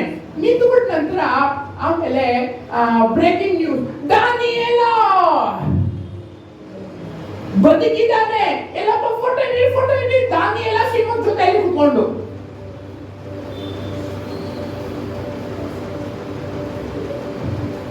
ನೀನು ಪ್ರಾರ್ಥನೆ ಮಾಡೋರಿದ್ರೆ ಒಂದು ಸಿಂಹ ನಿನ್ನನ್ನೇನು ಮಾಡಲ್ಲ, 10 ಸಿಂಹನು ನಿನ್ನನ್ನೇನು ಮಾಡಲ್ಲ. 10 ಸಿಂಹ ಇರಲಿ, ಆ ಸಿಂಹಕ್ಕಿಂತ ಡೇಂಜರ್ ಆಗಿರೋ ಈ ಶೀಲ್ಗಳು ಕೂಡ ಏನು ಮಾಡಲ್ಲ. ನೀವು ನೋಡಿ ಕೀರ್ತನೆ 32ನೇ ಅಧ್ಯಾಯ 6ನೇ ವಚನ, ಕೀರ್ತನೆ 32ನೇ ಅಧ್ಯಾಯ 6ನೇ ವಚನ, ಸಕಾಲದಲ್ಲಿ ನಿನ್ನನ್ನು ಮಹಾ ಪ್ರವಾಹವು ಅಂತವರನ್ನು ಮುಟ್ಟುವುದೇ ಇಲ್ಲ.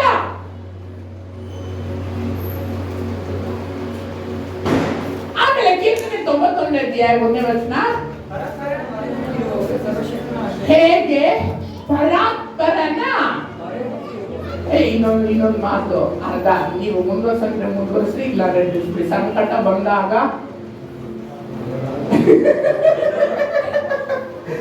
ಬೇಡವಂತೆ, ನಿಮ್ಗೆಲ್ಲ ಅರ್ಥ ಆಗುತ್ತಲ್ಲ. ಸಂಕಟ ಬಂದಾಗ, ಕಷ್ಟ ಬಂದಾಗ ಮಾತ್ರ ದೇವ್ರೇ ಕಾಪಾಡು, ದೇವ್ರೇ ಕಾಪಾಡು. ಎಷ್ಟು ದಿವಸ? 3 days ಫಾಸ್ಟಿಂಗು. ಇನ್ನೊಂದು ಸ್ವಲ್ಪ ಕಷ್ಟ ಜಾಸ್ತಿ 7 days ಫಾಸ್ಟಿಂಗು. ಇನ್ನೊಂದು ಸ್ವಲ್ಪ ಕಷ್ಟ ಜಾಸ್ತಿ 40 days ಫಾಸ್ಟಿಂಗು. ಅಲ್ಲಪ್ಪ, ನೀನು ಕಷ್ಟ ಬರೋಕ್ ಮುಂಚೆನೆ ನೀನು ಫಾಸ್ಟಿಂಗು ಪ್ರೇಯರ್ ಎಲ್ಲ ಮಾಡ್ತಾ ಇದ್ರೆ, ಕಷ್ಟ ಬಂದಾಗ ನೀನು ಫೇಮಸ್ ಆಗೋಗ್ಬಿಡ್ತಾ ಇದ್ದೆ ದಾನಿಯೇಲ ಅಂತಾರ. ಹಲ್ಲೆಲೂಯಾ. ನಾವು ಪರಾತ್ಪರನ ಕಷ್ಟದಲ್ಲಿ ಮೊರೆ ಹಾಕೋರಲ್ಲ, ಪರಾತ್ಪರನ ಯಾವಾಗ್ಲೂ ಮೊರೆ ಹಾಕೋರಾಗಿರ್ಬೇಕು. ಆಗ ಏನ್ ನಡೆಯುತ್ತೆ ಅಂತಂದ್ರೆ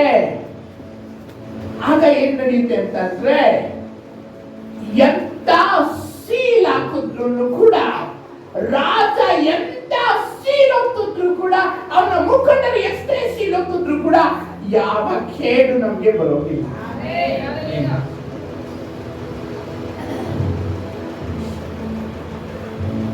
ರಾಜನ ಮುದ್ರೆ, ಮುಖಂಡರ ಮುದ್ರೆ ಯಾವ ಕೇಡು ಮಾಡೋದಿಲ್ಲ ತನ್ನ ಮಕ್ಕಳಿಗೆ. ಮೋನ್ಸಿ ನಗರಲ್ಲಿ ಬಂದಾಗ ಕಾರಿ ತುಪ್ಪಿನಿಂದಾರ ಏನಂತ ಹಂಗೆ ಬೈದು ಆಗ್ತಾ ಇತ್ತು. ಏನಂತ 3 ಗಂಟೆಗೆ ನೀವೆದ್ದು ಪ್ರಾರ್ಥನೆ ಮಾಡೋಂಥವ್ರಲ್ಲ, ನೀವೆಲ್ಲ ಸೇವೆ ಮಾಡೋಂಥವ್ರು. ಬೆಂಗಳೂರು ಸಿಟಿಯಲ್ಲಿ 5,000 ಜನ ಇದಾರಂತೆ ಸೇವೆ ಮಾಡುವಂತವ್ರು. ಬೆಂಗಳೂರು ಸಿಟಿಯಲ್ಲಿ ಯಾರು ಪ್ರಾರ್ಥನೆ ಮಾಡೋರಲ್ಲ. ಪ್ರಾರ್ಥನೆ 3 ಗಂಟೆಗೆ ಎದ್ದು ಪ್ರಾರ್ಥನೆ ಮಾಡಬೇಕು. ಇದನ್ನ ನನ್ಗೆ ಯಾರು ಹೇಳ್ಕೊಟ್ಟಿಲ್ಲ, ಪರಿಶುದ್ಧಾತ್ಮ ನನಗೆ ಹೇಳ್ಕೊಟ್ಟಿಲ್ಲ.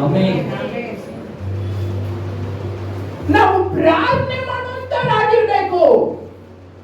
ಕಷ್ಟ ಬಂದಾಗ ದಾನಿಯೇಲ ತುಂಬಾ ಉನ್ನತಕ್ಕೆ ಹೋಗ್ಬಿಡ್ತಾನೆ. ಇಕ್ಕಟ್ಟಲ್ಲಿ ಹತ್ತಿರವಿದ್ದು ತಪ್ಪಿಸಿ ಘನಪಡಿಸುವೆನು. ಅದೇ ವಾಕ್ಯ, ಮೊದಲನೇ ವಾಕ್ಯ ಹೇಳುತ್ತೆ, ಪರಾತ್ಪರನ ಮೊರೆ ಹತ್ತಿರನು ಸರ್ವಶಕ್ತನ ಆಶ್ರಯದಲ್ಲಿ ಸುರಕ್ಷಿತರಾಗಿರು. ಅದೇ ಕೆಳಗಡೆ ಏನಂತ ಹೇಳುತ್ತೆ ಅಂದ್ರೆ 14-16ನೇ ವಚನದಲ್ಲಿ, ಇಕ್ಕಟ್ಟಲ್ಲಿ ಹತ್ತಿರವಿದ್ದು ತಪ್ಪಿಸಿ ಘನಪಡಿಸುವೆನು. ಯಾರನ್ನ? ಪ್ರಾರ್ಥನೆ ಮಾಡೋಂಥವ್ರನ್ನ.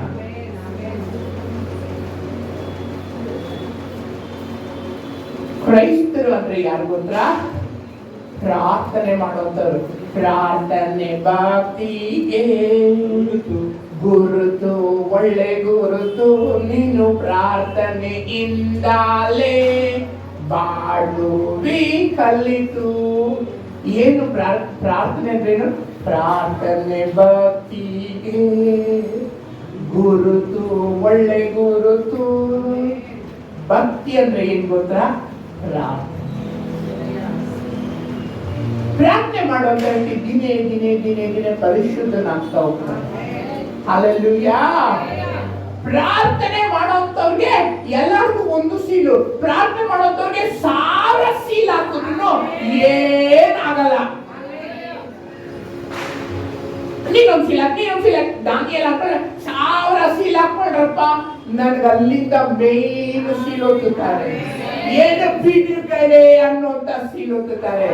ದಾನಿಯೇಲನ ಬುಕ್ ಏನಕ್ಕೆ ಫೇಮಸ್ ಆಗೋದು ಅಂತಂದ್ರೆ ಸಿಂಹಗಳಿಂದ ಆಚೆ ಬರೋದಕ್ಕೆ. ಎಂಥ ಮುದ್ರೆ ಇದ್ರು ಆಚೆ ಬರ್ತಾನೆ. ಹಲ್ಲೆಲೂಯಾ. 8ನೇದು ಎಸ್ತೇರ 8ನೇ ಅಧ್ಯಾಯ 2ನೇ ವಚನ. ಎಸ್ತೇರ 8ನೇ ಅಧ್ಯಾಯ 2ನೇ ವಚನ. ಎಸ್ತೇರ 8ನೇ ಅಧ್ಯಾಯ 2ನೇ ವಚನ. ತಾನು ಹಾಮಾನನಿಂದ ತೆಗೆಸಿದ ತನ್ನ ಮುದ್ರೆಯುಂಗುರವನ್ನು ಅವನಿಗೆ ಕೊಟ್ಟನು. ಯಾರಿಗೆ? ಮೊರ್ದೆಕೈಗೆ. ಯಾರು ಕೊಡ್ತಾರೆ? ಮೊರ್ದೆಕೈಗೆ ಕೊಡ್ತಾರೆ. ಈ ಮುದ್ರೆ ಬಗ್ಗೆ ನಾನು ನಿಮ್ಗೆ ಸ್ವಲ್ಪ ಹೇಳ್ತೀನಿ. ಈ ಮುದ್ರೆ ಎಷ್ಟು ಪವರ್ ಅಂತ. ಅಯ್ಯ ಏನ್ ನಡೆಯುತ್ತೆ ಅಂತಂದ್ರೆ, ಆ ಮುದ್ರೆ ತಕೊಂಡು ಮೊರ್ದೆಕೈ ಏನು ಕಾನೂನು ಮಾಡಿರ್ತಾನೋ ಇವನಿಗೆ ಗೊತ್ತಿರಲ್ಲ. ಯಾರಿಗೆ?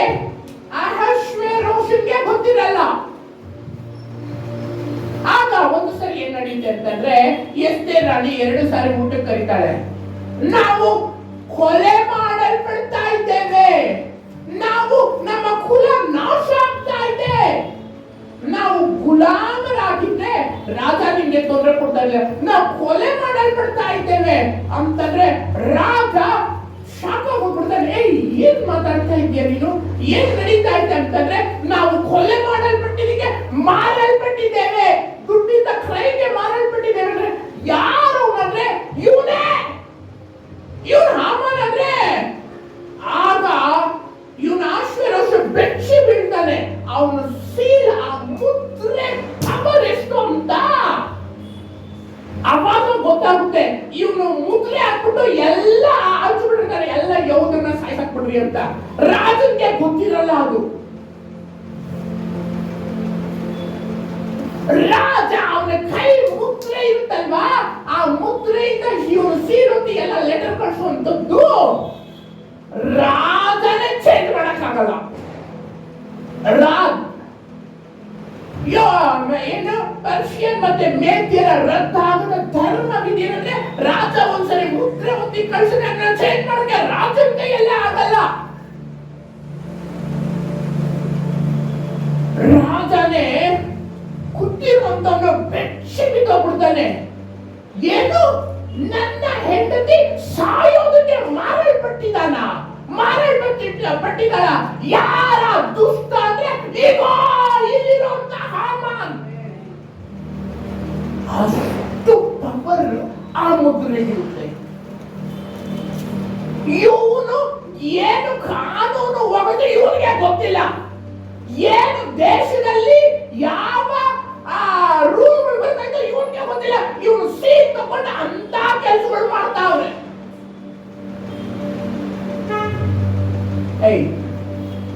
ತೆಗಿಯ ಮುದ್ರೆನ ತೆಗಿ, ಕೊಡು ಮಕ್ಕಳ ಕೈಯಲ್ಲಿ, ದೇವ್ರ ಮಕ್ಕಳ ಕೈಯಲ್ಲಿ, ಮೊರ್ದೆಕೈ ಕೈಯಲ್ಲಿ ಬರುತ್ತೆ.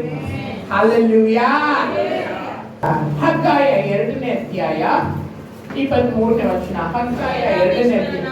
ಸೇನಾಧೀಶ್ವರನಾದ ಯೆಹೋವನು ಇಂತೆನ್ನುತ್ತಾನೆ, ಶೆಯಲ್ತಿಯೇಲನ ಮಗನು ನನ್ನ ಸೇವಕನು ಜೆರುಬ್ಬಾಬೆಲನನ್ನು ಆ ದಿನದಲ್ಲಿ ನಾನು ನಿನ್ನನ್ನು ತೆಗೆದುಕೊಂಡು ಮುದ್ರೆಯುಂಗುರವಾಗಿ ಮಾಡಿಕೊಳ್ಳುವೆನು.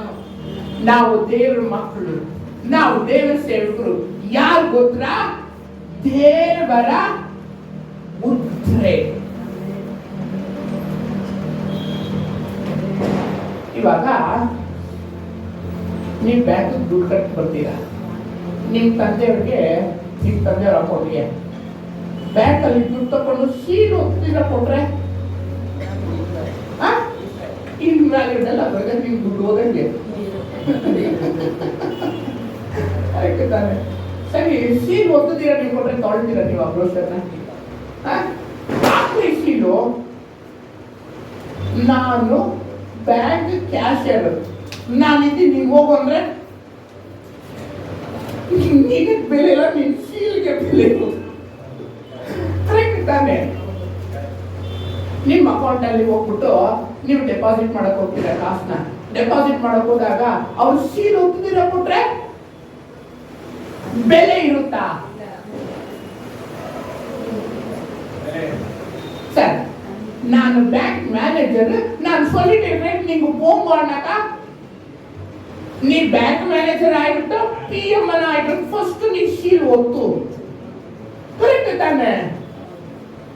ನನಗಿಂತೂ ನನ್ನ ಸೀಲ್ಗೆ ಬೆಲೆ ಜಾಸ್ತಿ, ದೇವರಿಗಿಂತೂ ದೇವರ ಸೀಲ್ಗೆ ಬೆಲೆ ಜಾಸ್ತಿ.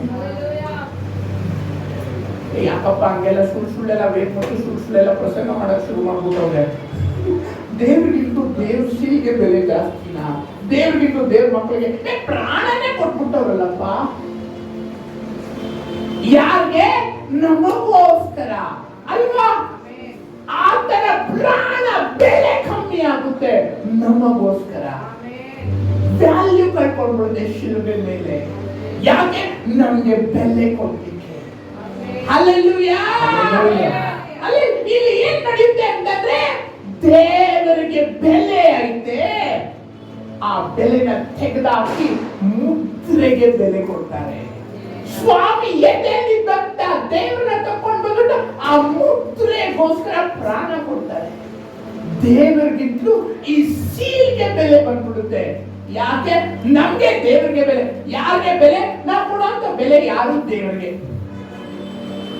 ನಾ ಬೈಬಲ್ಗೆ ಮರ್ಯಾದೆ ಕೊಟ್ಟೆ, ಆದ್ರೆ ದೇವರು ನಮ್ಗೆ ಬೆಲೆ ಕೊಡ್ತಾರೆ. ನಾವು ಕೊಡೋ ಭಯ ಭಕ್ತಿ ಯಾರಿಗೆ? ದೇವರಿಗೆ.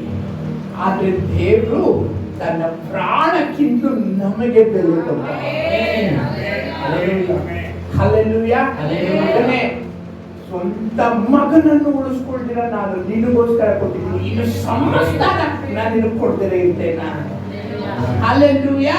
ನಮ್ಮನ್ನ ಏನ್ ಮಾಡಿದ್ದಾರೆ ಅಂದ್ರೆ ಮುದ್ರೆಯಾಗಿ ಮಾಡಿದ್ದಾರೆ.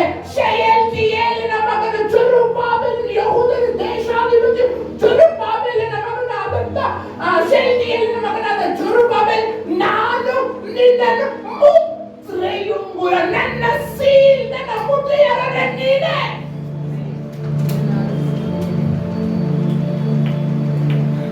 ನಿನ್ನನ್ಯ 10:40 ಮತ್ತಾಯ 10:40 ಮತ್ತಾಯ 10:40 ಮತ್ತಾಯ 10:40 ನಿಮ್ಮನ್ನು ಸೇರಿಸಿಕೊಳ್ಳುವವನು ನನ್ನನ್ನು ಸೇರಿಸಿಕೊಳ್ಳುವವನಾಗಿದ್ದಾನೆ. ನನ್ನನ್ನು ಸೇರಿಸಿಕೊಳ್ಳುವವನು ನನ್ನನ್ನು ಕಳುಹಿಸಿಕೊಟ್ಟಾತನೇ. ಲೂಕ 10:16 ನೋಡಿರಿ. ತೋಳಗಳ ನಡುವೆ ಯಾರಪ್ಪ ಹೋಗಿದ್ದು? ನಿಮ್ಮ ಮಾತನ್ನು ಕೇಳುವವನು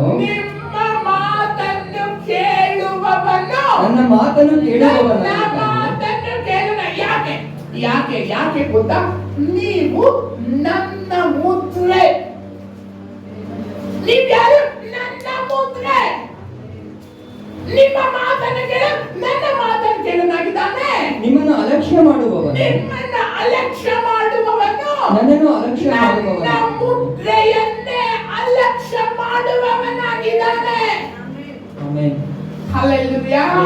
ರೋಮ ಪತ್ರಿಕೆ 4ನೇ ಅಧ್ಯಾಯ 11ನೇ ವಚನ. ರೋಮ ಪತ್ರಿಕೆ 4ನೇ ಅಧ್ಯಾಯ 11ನೇ ವಚನ. ಆಮೇಲೆ ಸುನ್ನತಿ ಎಂಬ ಸಂಸ್ಕಾರವನ್ನು ಗುರುತಾಗಿ ಹೊಂದಿದನು ಇದು ಸುನ್ನತಿಯಾಗುವುದಕ್ಕೆ ಮೊದಲೇ ಆ, ಅವನಿಗಿದ್ದ ನಂಬಿಕೆಯಿಂದಾದ ನೀತಿಯ ಮುದ್ರೆಯಾಗಿತ್ತು. ಒಂದು ನಿಮಿಷ ಇಲ್ಲಿ 4 ಅಯ್ಯ ಏನ ಸೊಲ್ಲುಗೋ 4 ಇದೆ. ಸುನ್ನತಿ, ನಂಬಿಕೆ, ನೀತಿ, ಮುದ್ರೆ. ನಂಬರ್ 1 ಏನದು? ಸುನ್ನತಿ. ನಂಬರ್ 2 ನಂಬಿಕೆ. ನಂಬರ್ 3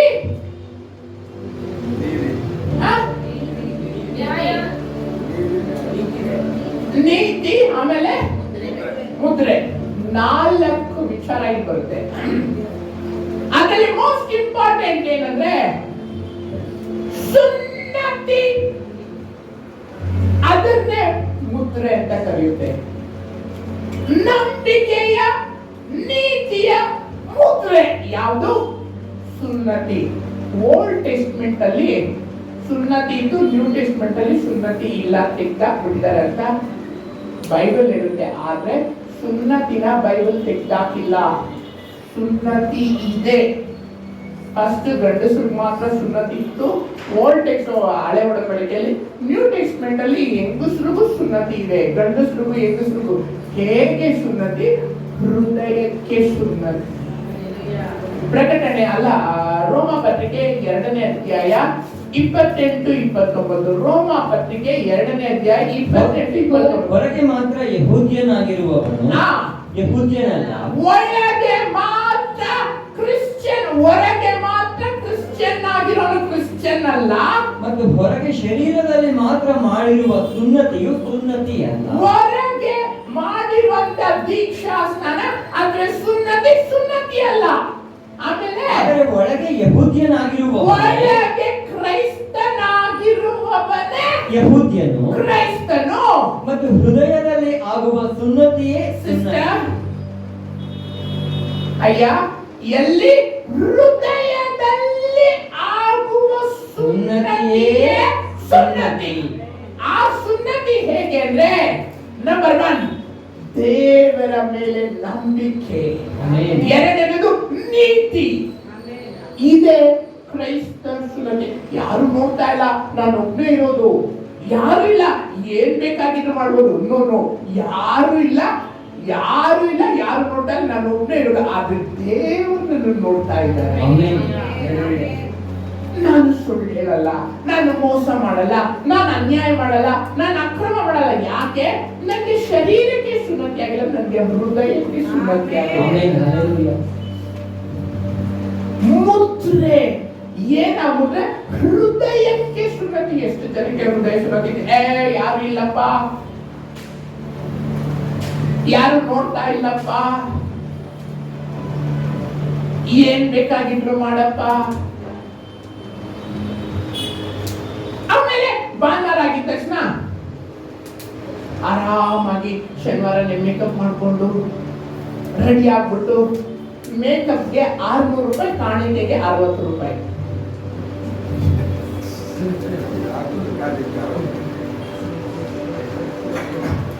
ನಾನು ಹೇಳೋದು ಸರಿನಾ ತಪ್ಪ? ಸರಿ ತಾನೇ ಭಯ್ಯ?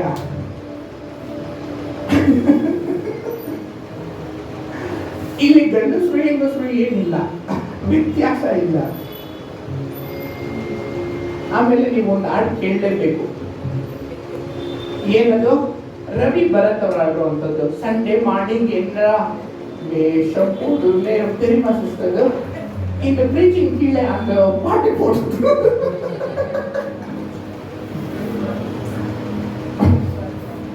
ಏನು ಯಾವಾಗ್ಲೂ ಕೊಳೆ ಬಟ್ಟೆ ಹಾಕೊಂಡು ಅಂತವ್ರು, ಯಾವಾಗ್ಲೂ ಕೊಳೆ ಬಟ್ಟೆ ಹಾಕೊಂಡು ಸರಿ ಚರ್ಚಿಗೆ ಕರೆದ್ಬಿಟ್ಟ ನನ್ನ ಪ್ರಸಂಗ ಮಾಡಕ್ಕೆ. ಹೋಗಿ ನೋಡಿದ್ರೆ ಕಣ್ಣು ಉಜ್ಕೊಂಡು ನೋಡ್ಬೇಕು. ಇರೋ ಮೇಲ್ಗಡೆಯಿಂದ ಕೆಳಗಡೆ ವೈಟು ಎಲ್ಲ ಹಾಕೊಳ್ಳೋ ನಾರ್ಮಲ್ ವೈಟಲ್ಲಿ ಎಕ್ಸ್ಟ್ರಾರ್ಡಿನರಿ ವೈಟ್ ಆಗಬೇಕು. ಏನು ಹಿಂಗ್ ವೈಟ್ ಬೇಡ ಅಂದ್ರೆ ಇವತ್ತು ಕನ್ವೀನಿಯನ್ಸ್ ಸರ್ವಿಸ್. ನಾನು ಪೌಡರ್ ವೈಟಲ್ಲಿ ಸಿಸ್ಟ ವಿಚಿತ್ರ. ಯಪ್ಪ, ಯಾವಾಗ ನೋಡೋ ಕೊಳಕು, ಎಲ್ಲಿ ನೋಡಿದ್ರು ಕೊಳಕಾಗಿರ್ತಾ ಇದೆ. ಬಟ್ ಇಲ್ಲಿ ನೋಡಿದ್ರೆ ಸಂಡೆ ಮಾತ್ರ ವಿಶೇಷವಾದ ಬ್ರೈಟ್ನೆಸ್. ಮಂಡೆ ಆಗಿದ ತಕ್ಷಣ ವೇದಮೂರ್ತಿ ನೀನು ಹೋಗು, ನಾನು ಬರ್ತೀನಿ. ಯಾಕೆ? ಅಲ್ಲಿ ಒಬ್ಳೆ ಇದ್ದಾಳೆ ಒಬ್ಬ ಲೇಡಿ. ಜೊತೆ ಹೋಗಕ್ಕೆ ಬಾರಪ್ಪ ಹೋಗೋಣ, ನನಗೆ ಸ್ವಲ್ಪ ಕೆಲಸ ಆಯ್ತು, ನೀವು ಹೋಗು. ಹೃದಯಕ್ಕೆ ಸುನ್ನತಿ. ಎಲ್ಲಿ ಸುನ್ನತಿ? ಅದೇ ಕ್ರೈಸ್ತ ಮುದ್ರೆ.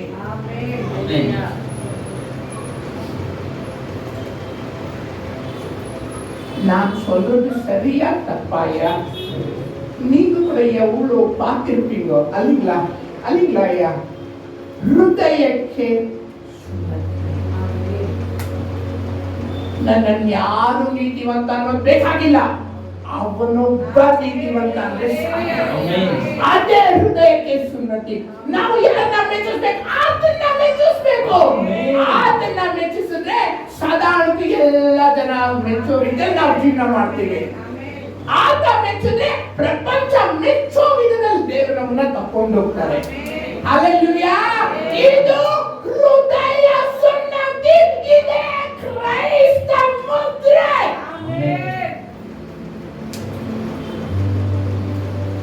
ಇವಳದ ಏನಾದ್ರೆ ಶಿಲುಬೆ. ನನಗೆ ಭಕ್ತಿ ಜಾಸ್ತಿ ಆಗೋದು ಇಷ್ಟು ದೊಡ್ಡ ಶಿಲುಬೆ.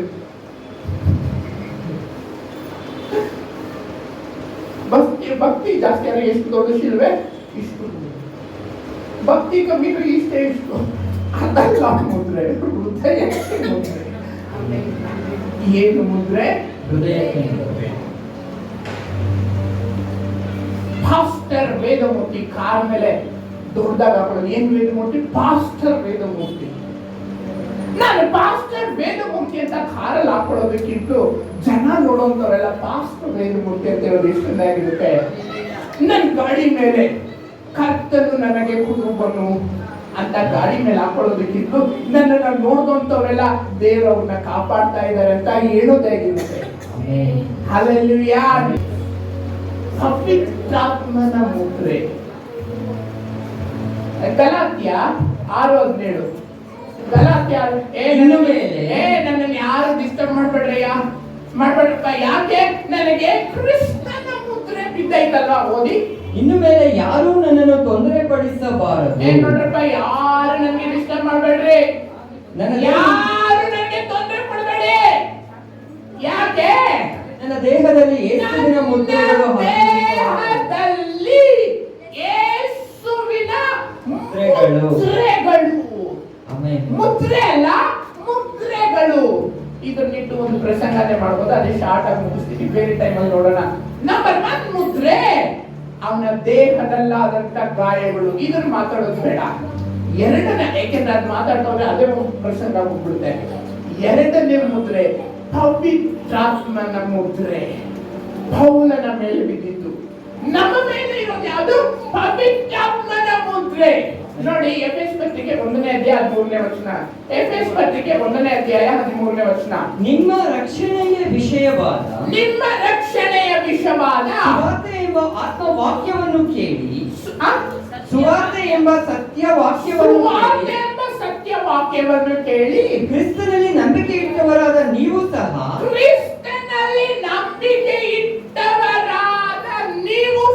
ವಾಗ್ದಾನ ಮಾಡಲ್ಪಟ್ಟ ಪವಿತ್ರಾತ್ಮನೆಂಬ ಮುದ್ರೆಯನ್ನು ಹೊಂದಿದ್ದೀರಿ. ಆಮೆನ್. ಯಾರು ಕೈ ಎತ್ತಬೇಡಿ, ಯಾರು ಕೈ ಎತ್ತೋದು ಬೇಡ. ಎಷ್ಟು ಜನಕ್ಕೆ ಪವಿತ್ರಾತ್ಮನ ಅಭಿಷೇಕ ಆಗಿದೆ?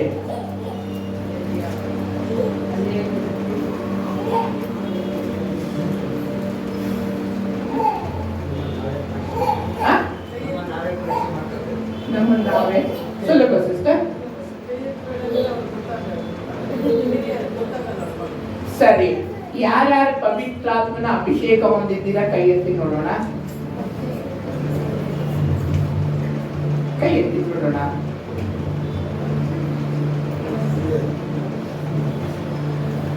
ಇಲ್ಲ, ಕೈ ಎತ್ತೋದು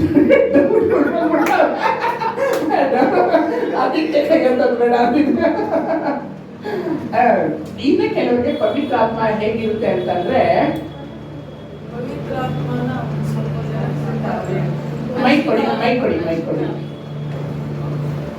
பவித்ராத்மா அப்படின்னு சொல்லும்போது அபிஷேகம் எத்தனை பேருக்கு அபிஷேகம் பெற்றுக் கொண்டிருக்கிறீங்க, அபிஷேகம் எத்தனை பேருக்கு இருக்கு அப்படின்னு கேட்கிறோம். அதுக்கு கையெடுத்தோம். சரி, இவங்க எல்லாம் கையெடுக்கீங்க.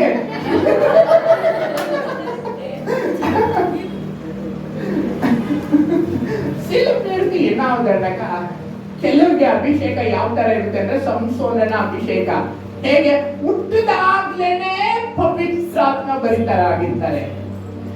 ಇನ್ನು ಕೆಲವರು ಹೇಗೆ ಅಂದ್ರೆ ಯೋಹಾನನ ಅಭಿಷೇಕ, ಅವನ ಅಭಿಷೇಕ ಹೇಗೆ ಅಂತಂದ್ರೆ ಹುಟ್ಟಿದಾಗ್ಲೇನೆ ಪವಿತ್ರಾತ್ಮನ ಅಭಿಷೇಕ ಇರುತ್ತೆ. ಅದಕ್ಕೆ ಕೆಲವರಿಗೆ ನನಗೆ ಪವಿತ್ರಾತ್ಮ ಇಲ್ಲಿಲ್ಲ. ಯೇಸು ಸ್ವಾಮಿಗೋಸ್ಕರ ಹುಟ್ಟಿದಾಗ್ಲೇನೆ ಪವಿತ್ರಾತ್ಮ ಇರೋದಿಲ್ಲ, ಪವಿತ್ರಾತ್ಮದಿಂದಲೇ ಹುಟ್ಟುತ್ತಾರೆ ಯೇಸು ಸ್ವಾಮಿ. ಅದು ಏನು? ಕ್ರೈಸ್ತಿಯ ಮುದ್ರೆ. ಏನು? ಪರಿಶುದ್ಧಾತ್ಮ ಅನ್ನೋದು. ಹಲ್ಲೆಲೂಯಾ. ಇನ್ನೊಂದ್ಸರಿ ಜೋರಾಗಿ ಹೇಳಿ, ಹಲ್ಲೆಲೂಯಾ. ಪವಿತ್ರಾತ್ಮ ಯಾರು ಅಂದ್ರೆ ಕ್ರೈಸ್ತತ್ವದ ಮುದ್ರೆ. ಇನ್ನೊಂದು ಡೇಂಜರಸ್ ಥಿಂಗ್ ಐತೆ, ಪವಿತ್ರಾತ್ಮ ಇಲ್ದಿರುವಂತವ್ರು ಯೇಸು ಸ್ವಾಮಿ ಬರುವಿಕೆಗೆ ಎತ್ತಲ್ಪಡೋದಿಲ್ಲ. ನೋಡಿ, ಎಫೆಸ್ ಪತ್ರಿಕೆ 4:30, ಎಫೆಸ್ ಪತ್ರಿಕೆ 4:30, ಎಫೆಸ್ ಪತ್ರಿಕೆ 4:30. ದೇವರ ಪವಿತ್ರಾತ್ಮನನ್ನು ದೇವರ ಪವಿತ್ರಾತ್ಮನನ್ನು ದುಃಖಪಡಿಸಬೇಡಿರಿ, ಆತನಲ್ಲಿಯೇ ವಿಮೋಚನೆಯ ದಿನಕ್ಕಾಗಿ ಮುದ್ರೆ ಹೊಂದಿದ್ದೀರಲ್ಲ. ಒಂದ್ಸರಿ ಜೋರ ಚಪ್ಪಾಳೆ ಹೊಡೆಯೋಣ.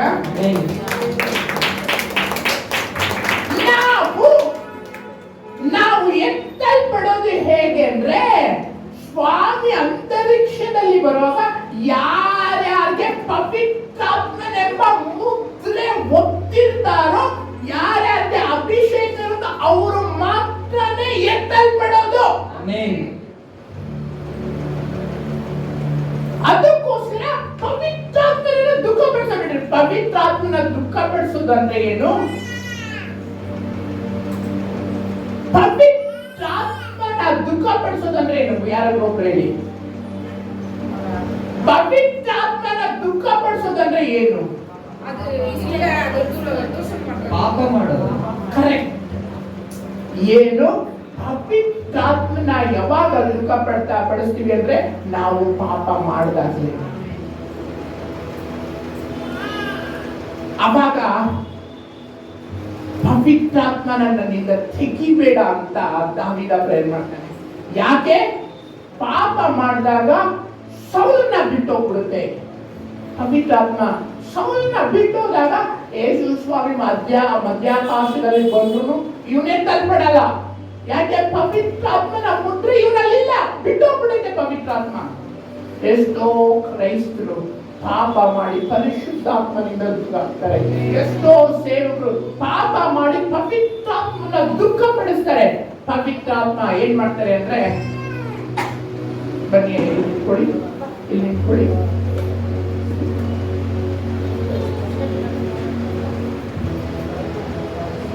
ಸ್ವಲ್ಪ ದೂರ ಹೋಗ್ತಾರೆ, ಆಮೇಲೆ ದೂರನೇ ಹೊರಟೋಗ್ಬಿಡ್ತಾರೆ.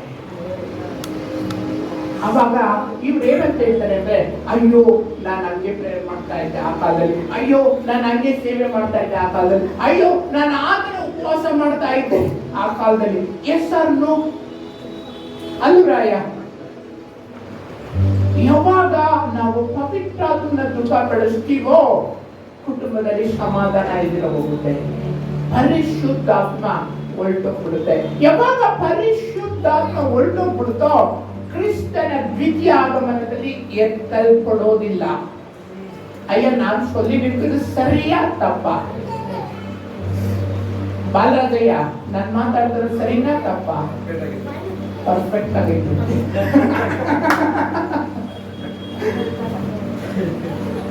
ಡಿಯರ್ ಫ್ರೆಂಡ್, ನೀನು ಎತ್ತಲ್ಪಡಬೇಕು ಅಂದ್ರೆ ಪವಿತ್ರಾತ್ಮನ ದುಃಖ ಪಡಿಸಬೇಡ. 2 ಕೊರಿಂಥ 1:22 ಆಯ ಪುಸ್ತಕ, 2 ಕೊರಿಂಥ 1:22, 2 ಕೊರಿಂಥ 1:22. ಆತನು ನಮ್ಮ ಮೇಲೆ ಮುದ್ರೆ ಹಾಕಿ ನಮ್ಮ ಮೇಲೆ ಮುದ್ರೆ ಹಾಕಿ ನಮ್ಮ ಹೃದಯಗಳಲ್ಲಿ ಪವಿತ್ರಾತ್ಮನನ್ನು ಸಂಚಕಾರವಾಗಿ ಸಂಚಕಾರ ಅಂದ್ರೆ ಏನು? Token advance. ಇವಾಗ ಮನೆಗೆ ಬಾಡಿಗೆ, ಸೈಟ್ಗೆ ಬಾಡಿಗೆ ಕೊಡೋ, ಪರ್ಚೇಸ್ ಮಾಡ್ಕೊಂಡು ಟೋಕನ್ ಅಡ್ವಾನ್ಸ್ ಕೊಡ್ತೀವಲ್ಲ, ಕನ್ಫರ್ಮ್. ಆ ಕನ್ಫರ್ಮೇಶನ್ ಯಾವುದು ಅಂತಂದ್ರೆ ಪವಿತ್ರಾತ್ಮನೆಂಬ ಮುದ್ರೆ. ಹಲ್ಲೆಲೂಯಾ. ಟೋಕನ್ ಅಡ್ವಾನ್ಸ್ ಕೊಟ್ಬಿಟ್ಟು ಇದು ಯಾರಿಗೂ ಕೊಡಬೇಡಿ, ಬೋರ್ಡ್ ತೆಗೆದಾಕ್ಬಿಡ್ತಾರೆ ಟೋಕನ್ ಅಡ್ವಾನ್ಸ್ ತಗೊಂಡು. ಆ ತರ ಪವಿತ್ರಾತ್ಮ ನಮ್ಗೆ ಮುದ್ರೆಯಾಗಿ ಟೋಕನ್ ಅಡ್ವಾನ್ಸ್ ಆಗಿ ಕೊಟ್ಟಿದ್ದಾರೆ ದೇವರು. ಏನು? ಎತ್ತಲ್ಪಡುವಿಕೆಗೆ. ಹಲ್ಲೆಲೂಯಾ. 12ನೇ ಪಾಯಿಂಟ್, ಕ್ರಿಸ್ತನ ಮುದ್ರೆ. ಕ್ರಿಸ್ತನ ಮುದ್ರೆ. ಪ್ರಕಟಣೆ 5ನೇ ಅಧ್ಯಾಯ 5ನೇ ವಚನ. ಯೋಹಾನ ದೂರದಲ್ಲಿದ್ದು ನೋಡ್ತಾ ಇರ್ತಾನೆ. ಒಬ್ಬನು ನನಗೆ ಅಳಬೇಡ. ಯಾರು? ಒಬ್ಬನು ನನಗೆ ಅಳಬೇಡ. ಹಿರಿಯರಲ್ಲಿ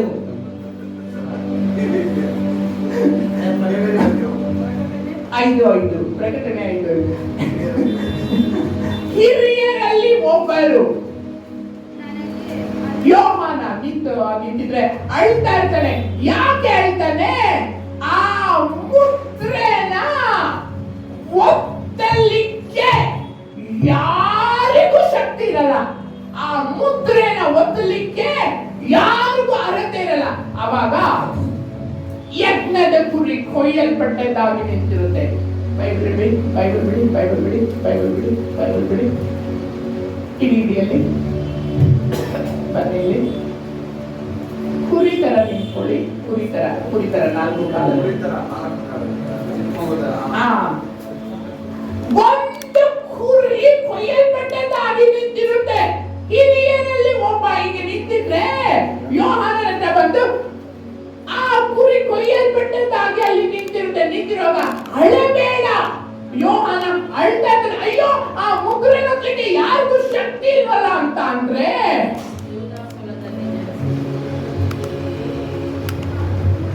ಸೀಲ್ ತಕೊಂಡು ಒತ್ಬಿಡುವಂತದ್ದ. ಸೀಲ್ ತಕೊಂಡು ಒತ್ತುವಾಗ ಬೆಟ್ಟಗಳು ಬ್ಲಾಸ್ಟ್ ಆಗ್ತವೆ. ಸೂರ್ಯ ಚಂದ್ರ ಆಕಾಶದಿಂದ ಉದುರುತ್ತವೆ. ಪರಲೋಕದಲ್ಲಿ ಕೋಲಾಹಲ ಉಂಟಾಗುತ್ತೆ. ಅದಕ್ಕೋಸ್ಕರ ಯಾರಿಗೂ ಶಕ್ತಿ ಇರಲಿಲ್ಲ. ಸೀಲೊತ್ತದ ದೇವಾಲಯ ಏರ್ಪಡುತ್ತೆ. ಸುಮ್ಮನೆಗೆ ಸೀಲೊತ್ತದೆ ಸಾಕು, ಅಲ್ಲಿ ಮಹಾ ಪ್ರಳಯನೇ ಏರ್ಪಡುತ್ತೆ. ಅದಕ್ಕೋಸ್ಕರನೇ ಯಾರಿಗೂ ಶಕ್ತಿ ಇರಲಿಲ್ಲ. ಯೋಹಾನ 120 ವರ್ಷ ಭಕ್ತಿವಂತನಾಗಿ ಜೀವಿಸ್ತಾ ಇದ್ದಂತ ವ್ಯಕ್ತಿ ದೂರದಲ್ಲಿ ನಿಂತ್ಕೊಂಡು ಅಳ್ತಾನೆ. ದೇವ ಸಾನ್ನಿಧ್ಯ ಶ್ವೇತ ಸಿಂಹಾಸನ ಅಲ್ಲಿರುತ್ತೆ. ಒಂದು ಕುರಿ ಕೊಯ್ಯಲ್ಪಟ್ಟದ್ದಾಗಿ ನಿಂತಿರುತ್ತೆ. ಅಳಬೇಡ, ಯೂದ ಕುಲದಲ್ಲಿ ಜನಿಸಿದ ಸಿಂಹ, ದಾವೀದನ ಅಂಕುರದವನು, ಛಲವನ್ನು ಹೊಂದಿದನು. ಅವನ ಆ ಮುದ್ರೆಯನ್ನು ಒತ್ತಲು, ಆ ಸುರುಳಿಯಲ್ಲಿ ಬಿಚ್ಚುವುದಕ್ಕೂ ಶಕ್ತನಾಗಿದ್ದಾನೆ. ಹಲ್ಲೆಲೂಯಾ. ಯಾರು? ಯಜ್ಞದ ಕುರಿಯಾದಾತನೇ. 13ನೇ ಪಾಯಿಂಟ್ ಏನು ಅಂತಂದ್ರೆ 6ನೇ ಅಧ್ಯಾಯ 1ನೇ ವಚನ. ಪ್ರಕಟಣೆ 6ನೇ ಅಧ್ಯಾಯ 1ನೇ ವಚನ. ಪ್ರಕಟಣೆ 6. ಯಜ್ಞದ ಕುರಿಯಾದಾತನು ಆ 7 ಮುದ್ರೆಗಳಲ್ಲಿ ಒಂದನ್ನು ಒಡೆಯುವಾಗ ನಾನು ನೋಡಿದೆನು. ಮತ್ತು ಆ 4 ಜೀವಿಗಳ ಎಲ್ಲ 24 ಮಂದಿ ಹಿರಿಯರು, ಕೆರೂಬಿಗಳು, ಸೆರಾಫಿಯರು ಎಲ್ಲ ಪರಲೋಕನೇ ನೋಡ್ತಾ ಇರುತ್ತೆ. ಯಜ್ಞದ ಕುರಿಯಾದಾತನು ಎದ್ದು ಆ ಟೇಬಲ್ ಹತ್ರ ಬಂದು ಮೊದಲನೇ ಸೀಲ್ ಹೊಡಿತಾರೆ. ಏನು? ಮೊದಲನೇ ಸೀಲ್. ಆದಿಕಾಂಡ, ಪ್ರಕಟಣೆ 2ನೇ ವಚನ ಹಂಗೆ ಕೆಳಗಡೆ ಓದಿ. ಆಗ ಇಗೋ ಒಂದು ಬಿಳಿ ಕುದುರೆ ಕಾಣಿಸಿತು. ಎಲ್ಲಿಂದ? ನೋಡಿ ಮೊದಲನೇ ವಚನದಿಂದಲೇ ಓದಿ. ಯಜ್ಞದ ಕುರಿಯಾದ ಯಜ್ಞದ ಕುರಿಯಾದಾತನು ಆ 7 ಮುದ್ರೆಗಳಲ್ಲಿ ಒಂದು ಮುದ್ರೆಯನ್ನು ಒಡೆಯುವಾಗ ನಾನು ನೋಡಿದೆನು. ಮತ್ತು ಆ 4 ಜೀವಿಗಳಲ್ಲಿ ಒಂದು ಜೀವಿಯು ಬಾಳೊಂದು. ಒಂದು ನಿಮಿಷ. ಇವರು ಆ ಜೀವಿಗಳು ಅವರ ಕೆಲಸ ಏನಂದ್ರೆ ದೇವರನ್ನ ಕೊಂಡಾಡುವಂಥದ್ದು. ಸ್ತೋತ್ರ, ಪ್ರಭಾವ, ಜ್ಞಾನ, ಕೃತಜ್ಞತಾ, ಸ್ತುತಿ, ಮಾನ, ಬಲವು, ಶಕ್ತಿ ನಮ್ಮ ದೇವರಿಗೆ ಪರಿಶುದ್ಧನ ಪರಿಶುದ್ಧನ ಪರಿಶುದ್ಧನ ಅಂತ ಹೇಳಿ ಕೊಂಡಾಡೋದೆ ಕೆರೂಬಿಗಳ ಕೆಲಸ. ಫಸ್ಟ್ ಟೈಮ್ ಅವರು ಬಾಯಿ ಬಿಟ್ಟು ಮಾತಾಡುವಂಥದ್ದು ಇಡೀ ಬೈಬಲ್ ಅಲ್ಲಿ ಎಲ್ಲೂ ಕೂಡ ಇಲ್ಲ. ಕೆರೂಬಿಗಳು ಮಾತಾಡೋ. ಯಾರು ಕೆರೂಬಿಗಳು? ದೊಡ್ಡ ಚಕ್ರ ಕಾಲ್ ಕೆಳಗಡೆ ಇರುತ್ತೆ. ಕಾಲಿಂಗೆ ಕಾಲ್ ಕೆಳಗಡೆ ದೊಡ್ಡ ಚಕ್ರ, ಈ ಜಟ್ಟ ಗಾಡಿದಿರುತ್ತಲ್ವ ಚಕ್ರ, ಅಷ್ಟು ದೊಡ್ಡದು. ಆ ಚಕ್ರದ ಫುಲ್ಲು ಕಣ್ಣುಗಳು, ಮೈಯೆಲ್ಲ ಕಣ್ಣು ಕೆರೂಬಿಗಳಿಗೆ. ಆ 4 ಕೆರೂಬಿಗಳಲ್ಲಿ ಒಂದು ಬಾ ಅಂತ ಕರೆಯುತ್ತೆ. ಯಾರು ಬರುವಂತದ್ದು? ಒಂದು ಬಿಳಿ ಕುದುರೆ. ಹಲ್ಲೆಲೂಯಾ. ಆಮೇಲೆ ಕೆಳಗಡೆ ಓದಿ, ಅದರ ಮೇಲೆ ಕೂತಿದ್ದವನ ಕೈಯಲ್ಲಿ ಕೂತಿದ್ದವನ ಕೈಯಲ್ಲಿ ಬಿಲ್ಲು ಇತ್ತು. ಆಮೇಲೆ ಅವನಿಗೆ ಜಯಮಾಲೆ ಕೊಡಲ್ಪಟ್ಟಿತು. ಜಯಮಾಲೆ ಕೊಡಲ್ಪಟ್ಟಿತ್ತು. ಅವನು ಯಾಕೆ ಹೋಗ್ತಾನೆ? ಜಯಿಸುತ್ತಿರುವವನಾಗಿ, ಜಯಿಸುವುದಕ್ಕೋಸ್ಕರ ಹೊರಟನು. ಯುದ್ಧಕ್ಕೆ ಏನಕ್ಕೆ ಹೋಗ್ತಾರೆ ಅಂದ್ರೆ ಭಯ ಬಿದ್ದು ಹೋಗ್ತಾರೆ. ಮನೆಗೆ ನಾನು ಯುದ್ಧ ಕೊಟ್ಟು ಬರ್ತೀನಮ್ಮ, ಬದುಕು ಪ್ರಾರ್ಥನೆ ಮಾಡ್ಕೊ, ಬದುಕಿದ್ರೆ ದೇವ್ರು, ಬದುಕಲಿಲ್ಲ ಅಂದ್ರೆ ದೇವರೇ ಗತಿ ಅಂತ ಹೇಳಿ ಮನೆಗೆ ಕುಟುಂಬಕ್ಕೆಲ್ಲ ಹೇಳಿ ಬಂದ್ಬಿಡ್ತಾರೆ. ಆಮೇಲೆ ಬಂದಾಗ ಕೆಲವರು ಭಯ ಭಯ ಭಯ ಭಯ. ಆಮೇಲೆ ಕೆಲವರು ಧೈರ್ಯ ಜಾಸ್ತಿ. ಕೆಲವರು ಡೆಡ್ ಬಾಡಿಯಾಗಿ ಹೋಗ್ತಾರೆ, ಕೆಲವರು ಜಯಿಸಿ ಹೋಗ್ತಾರೆ. ಆದ್ರೆ ಇವನು ಜಯಿಸುತ್ತಿರುವವನಾಗಿಯೇ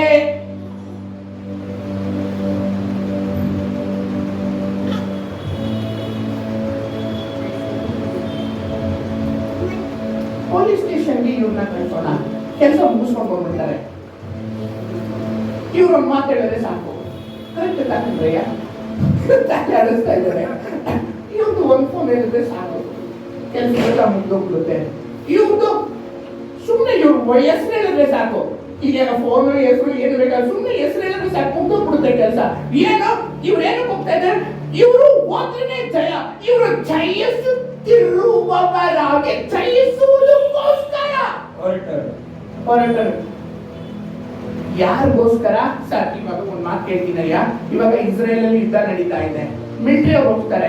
ಮಿಲಿಟರಿ ಅವರು ತಮಗೋಸ್ಕರ ಯುದ್ಧ ಆಡಕ್ ಹೋಗ್ತಾರ, ದೇಶದ ಜನರಿಗೋಸ್ಕರ ಯುದ್ಧ ಆಡಕ್ ಹೋಗ್ತಾರೆ. ಇವಾಗ ಕರೆಕ್ಟ್ ತಾನೆ? ಹಾಗಿದ್ರೆ ಯುದ್ಧ ಆಡುವಂತವ್ರು ಯಾರಿಗೋಸ್ಕರ ಹೋಗ್ತಾ ಇರೋದು? ಸಾರಿ, ಕುದುರೆ, ಬಿಳಿ ಕುದುರೆ ಮೇಲೆ ಯುದ್ಧ ಆಡಕ್ ಹೋಗ್ತಾ ಇರೋಂತವನು ಯಾರಿಗೋಸ್ಕರ ಯುದ್ಧ ಆಡಕ್ ಹೋಗ್ತಾ ಇರೋದು?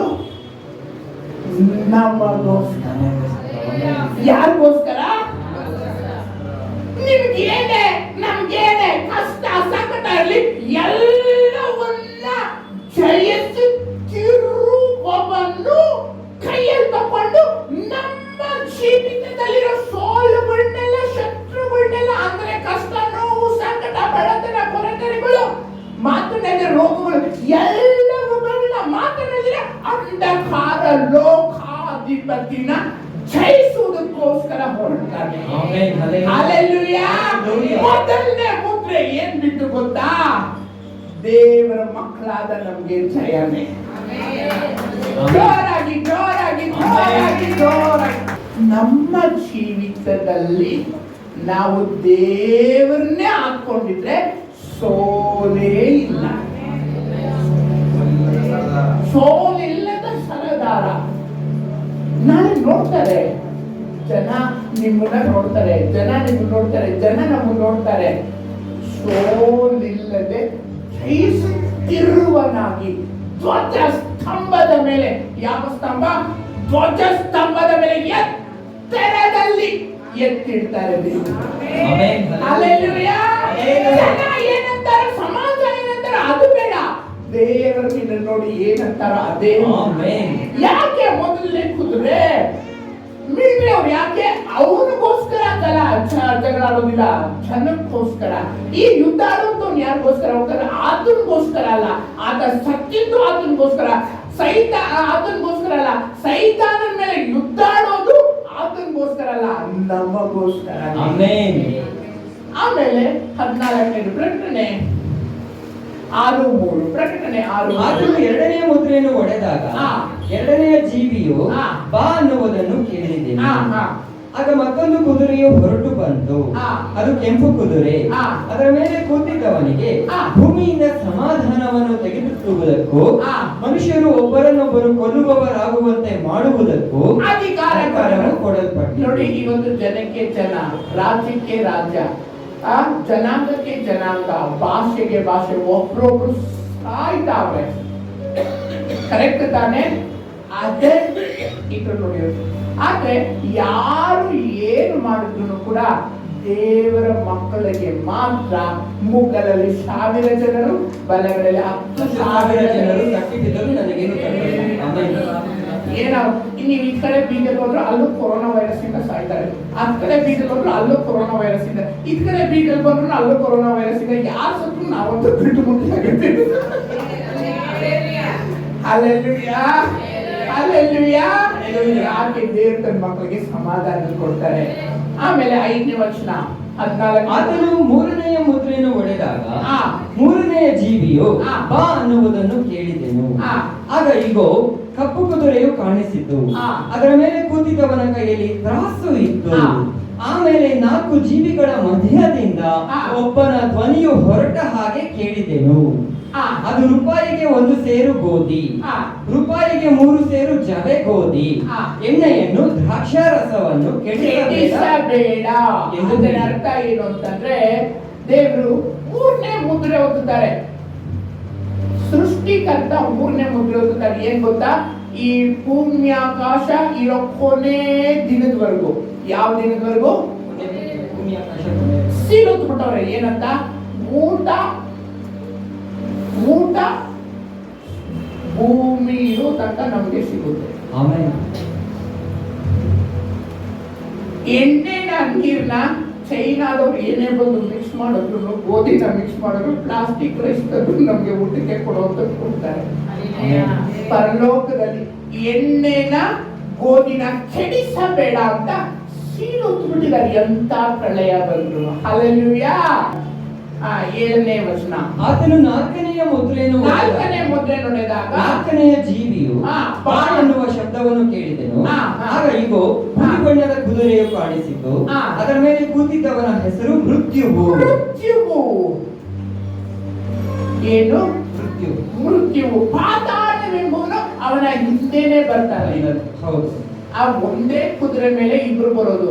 ಎಲ್ಲಾ ಕಡೆ ಕುದುರೆ ಮೇಲೆ ಒಬ್ಬ ಬರ್ತಾನೆ ಅಂತ ಬರುತ್ತೆ. ಇಲ್ಲಿ ಒಂದೇ ಕುದುರೆ, ಅದು ಇಬ್ರು ಬರ್ತಾರೆ. ಹೇಗೆ?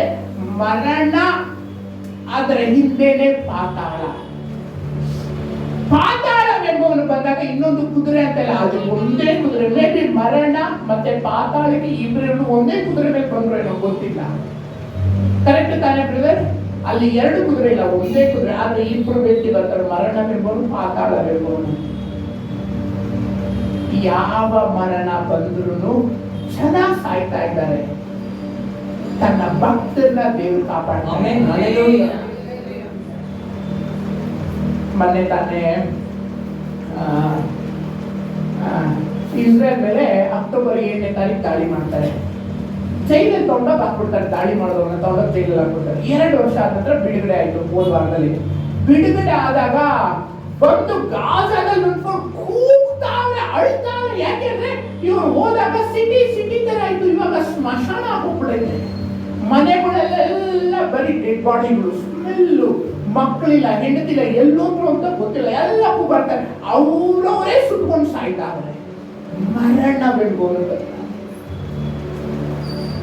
ಆಮೇಲೆ 5ನೇ ಮುದ್ರೆ 9ನೇ ವಚನ. ಆತನು 5ನೆಯ ಮುದ್ರೆಯನ್ನು ಒಡೆದಾಗ 5ನೇ ಮುದ್ರೆ ನೋಡಿದಾಗ ದೇವರ ವಾಕ್ಯದ ನಿಮಿತ್ತವಾಗಿಯೂ ಹಿಂಗೆ ಸೀಲೊತ್ತಿದಾಗ ದೇವರ ವಾಕ್ಯದ ನಿಮಿತ್ತವಾಗಿ ದೇವರಿಗೆ ಸಿಂಹಾಸನದ ಮೇಲೆ ಆರಾಮಾಗಿ ಕೂತಿರ್ತಾರೆ. ನಿಮ್ ಮನೆಯವ್ರು ಯಾರಾದ್ರೂ ತೊಂದ್ರೆ ಕಷ್ಟಪಡೋ, ನೀವು ಸುಮ್ಮನೆ ಕೂತಿರ್ತೀರಾ? ಸುಮ್ಮನೆ ಕೂತಿರಕ್ಕಾಗುತ್ತಾ? ನನ್ನ ಮಕ್ಕಳು ಪ್ರಾಣ ಕೊಟ್ಟಿದ್ದೀನಿ ಅಂತೆಲ್ಲ ಹೇಳ್ತೀಯಾ? ನಿನ್ ಮಕ್ಕಳು ಸಾಯಿಸ್ತಾ ಬೇಕಾದ್ರೆ ನೀನ್ ಯಾಕೆ ಸುಮ್ಮನೆ ಕೂತಿದ್ಯಾ? ನಿನ್ ಮಕ್ಕಳಿಗೋಸ್ಕರ ಪ್ರಾಣ ಕೊಟ್ಬಿಟ್ಟಿದ್ಯಪ್ಪ, ಶಿಲ್ಬೆಗೋಸ್ಕರ ಸ್ವಂತ ಮಗನ್ನೇ ಕೊಟ್ಬಿಟ್ಟಿದ್ಯಪ್ಪ.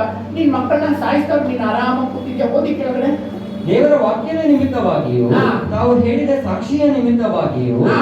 ಹತವಾದವರ ಆತ್ಮಗಳು ಹತವಾದವರ ಆತ್ಮಗಳು ಯಜ್ಞವೇದಿಯ ಯಜ್ಞವೇದಿಯ ಕೆಳಗಡೆ ಇರುವುದನ್ನು ಕಂಡು ಅವರು ಒಡೆಯನೇ ಪರಿಶುದ್ಧನು ಸರ್ವಶಕ್ತನಾಗಿರುವಾತನೇ ಭೂನಿವಾಸಿಗಳು ನಮ್ಮನ್ನು ಕೊಂದದ್ದಕ್ಕಾಗಿ ನೀನು ಎಷ್ಟು ಕಾಲದವರೆಗೂ ನ್ಯಾಯ ವಿಚಾರಿಸದೆಯೋ ಪ್ರತಿದಂಡನೆ ಮಾಡದೆಯೂ ಇರುವಿ ಇನ್ನು ಮಹಾಶಬ್ದದಿಂದ ಕೂಗಿ.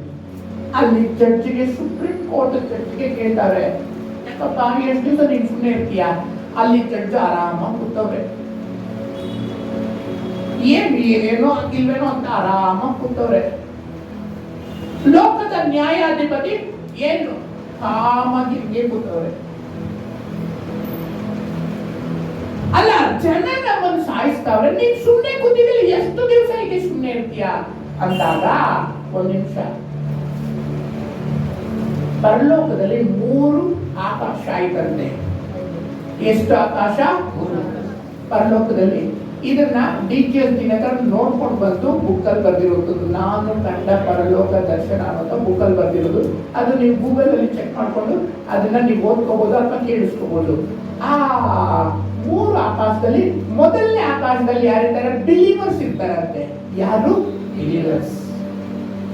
ಎರಡನೇ ಆಕಾಶದಲ್ಲಿ ಸೇವಕರು ಇರ್ತಾರಂತೆ. ಯಾರು? ಈ ಆಕಾಶದಿಂದ ಈ ಆಕಾಶಕ್ಕೆ ಹೋಗೋಕ್ಕಾಗಲ್ಲಂತೆ. ಯಾಕೆಂದ್ರೆ ಇದು ಕೆಳಮಟ್ಟದಲ್ಲಿರುವಂತ ಇದು ಅಂದ್ರೆ ಪರಲೋಕನೇ ಕೆಳಮಟ್ಟದಲ್ಲಿರುತ್ತದೆ. ಅದಕ್ಕೋಸ್ಕರ ಯಾರೇ ಬಿಲೀವರ್ಸ್ ನೀವು ಯಾರೇ ಆಗಿರ್ಲಿ, ನಾಳೆ ಒಂದ್ ದಿವಸ ನೆಕ್ಸ್ಟ್ ಲೆವೆಲ್ ಪರಲೋಕದಲ್ಲಿ ಶಾಶ್ವತವಾಗಿರ್ಬೇಕು ಅಂತಂದ್ರೆ ಸೇವೆ ಮಾಡ್ಲಿಕ್ಕೆ ಶುರು ಮಾಡಿ. ಹೆಂಗ್ ಸೇವೆ ಮಾಡೋದು? ನೀವು ಪಕ್ಕದಲ್ಲಿರೋರಿಗೆ ಯೇಸು ನಂಬ್ಕೊಳಮ್ಮ ಅಂತ ಅಷ್ಟು ಮಾತ್ರ ಹೇಳಿ ಸಾಕು. ಒಂದು ಚಿಕ್ಕ ಕರಪತ್ರ ಕೊಟ್ಟಂತವ್ರು ಇಲ್ಲಿರ್ತಾರಂತೆ. ಎರಡನೇ ಆಕಾಶದಲ್ಲಿ ಸೇವಕರು ಮಾತ್ರ ಇರುವಂತ ಆಕಾಶ. ಮೂರನೇ ಆಕಾಶ ಯಾವುದು ಅಂದ್ರೆ ಹತಸಾಕ್ಷಿಗಳು ಇರುವಂತ ಆಕಾಶ. ಯಾವ ಆಕಾಶ? ಮಾರ್ಟಿರ್ಸ್, ದೇವರಿಗೋಸ್ಕರ ಹತಸಾಕ್ಷಿಗಳು ಇರುವಂತ ಸ್ಥಳ ಯಾವುದು? ಮೂರನೇ ಆಕಾಶ. ಈ ಮೂರನೇ ಆಕಾಶದಲ್ಲಿ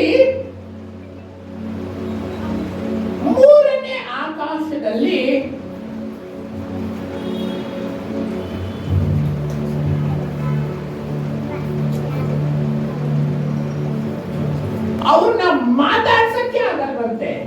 DGS ದಿನಕರನ್ ಅವ್ರನ್ನ ಮಾತಾಡ್ಸಕ್ಕೆ ಆಗುವಂತೆ. ತುಂಬಾ ತುಂಬಾ ದೊಡ್ಡ VVIPಗಳಂತೆ ಅವರು. ಯಾರು? ಮೂರನೇ ಆಕಾಶದಲ್ಲಿರುವಂತವ್ರು. ಮಾತಾಡ್ಸೋದಿರ್ಲಿ, ಅಯ್ಯ ನೋಡಕ್ಕೆ ಆಗಲ್ವಂತೆ. ಇದನ್ನ ನಾನು ಹೇಳ್ತಾ ಇರೋದಲ್ಲ, DGS ದಿನಕರನ್ ನೋಡ್ಕೊಂಡು ಬಂದು ಅವರು ಸಾಕ್ಷಿಯಲ್ಲಿ ವಿಡಿಯೋದಲ್ಲಿ ಹೇಳೋದು, ಅವ್ರು ಬರ್ದಿರುವಂತ ಬುಕ್ಕು ಪರಲೋಕದಲ್ಲಿ. ಅದು ಮೂರನೇ ಆಕಾಶ, ಅದು ದೇವರಿರುವಂತ ಸ್ಥಳ. ಆ ದೇವರಿರುವಂತ ಸ್ಥಳ ಯಜ್ಞ ವೇದಿಯ ಕೆಳಗಡೆ ಇವ್ರು ಇರ್ತಾರಂತೆ. ಬೈಬಲ್ ಹೇಳ್ತಾ ಇದೆ. ಅದು ಏನ್ ಗೊತ್ತಾ? ಪದವಿ. ಏನು ಏನಪ್ಪ? ಏನು ಪದವಿ. ಇವಾಗ ಡಿಗ್ರಿ ಓದೋದಂದ್ರೆ ನಿಮ್ಗೆ ಸರ್ಟಿಫಿಕೇಟ್ ಕೊಡ್ತಾರೆ, ಕರೆಕ್ಟ್ ತಾನೆ?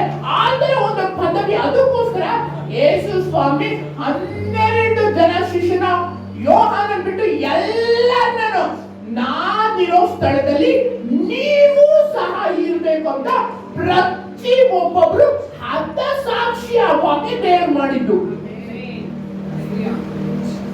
ಅವನು ಹತಸಾಕ್ಷಿ ಆಗಿಲ್ಲ ಅಂದ್ರೆ ನೆಕ್ಸ್ಟ್ ಆಕಾಶಕ್ಕೆ ಹೊರಟೋಗ್ಬಿಡ್ತಾನೆ, ಕೆಳಗಡೆ ಬಂದ್ಬಿಡ್ತಾನೆ.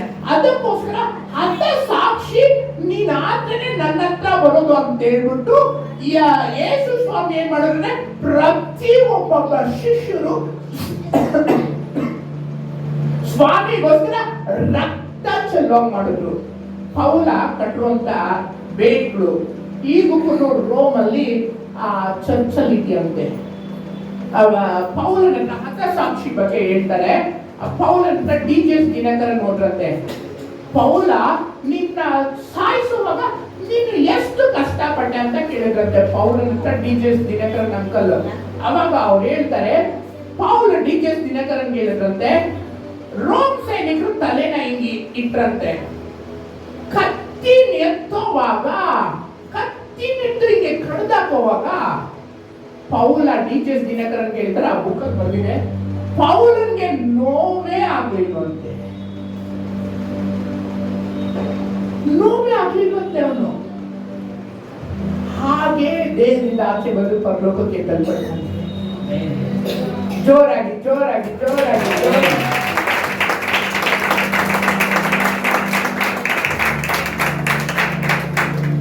ಶಬ್ದ ಸಾಕ್ಷಿ ಅದೊಂದು ಪದವಿ.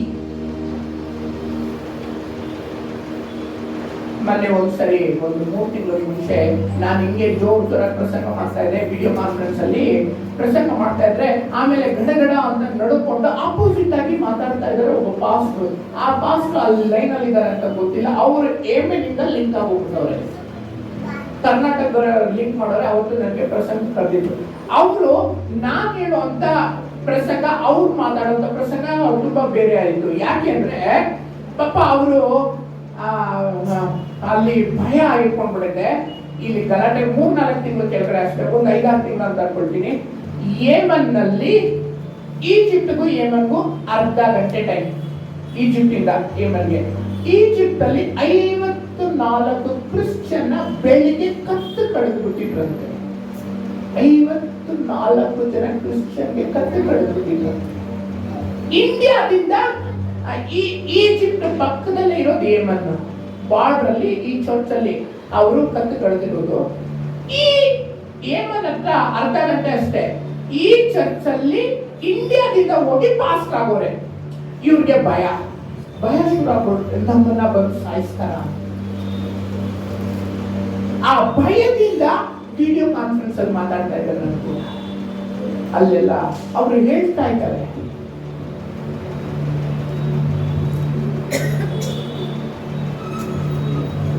ನಾವು ದುಃಖ ನೋವು ಅಂತ ತಕೊಂಡ್ರೆ ಇನ್ನೊಂದು ಕಡೆ ಅದು ಪದವಿ ಅಂತ ಹೋಗಿ. ಹಲ್ಲೆಲೂಯಾ. ಈಗ ಇಲ್ಲಿ ಏನ್ ನಡೆಯುತ್ತೆ ಅಂತಂದ್ರೆ, ಯಾಕೆ ಅಲ್ಲಿ ಕತ್ತು ಕಡಿತಾ ಇದ್ರು, ಇಲ್ಲಿ ಸುಮ್ಮನೆ ಕೂತವ್ರೆ ಅಂತಂದ್ರೆ, 3ನೇ ಆಕಾಶ ಫುಲ್ ಆಗ್ಬೇಕು ಬೇಡವೋ?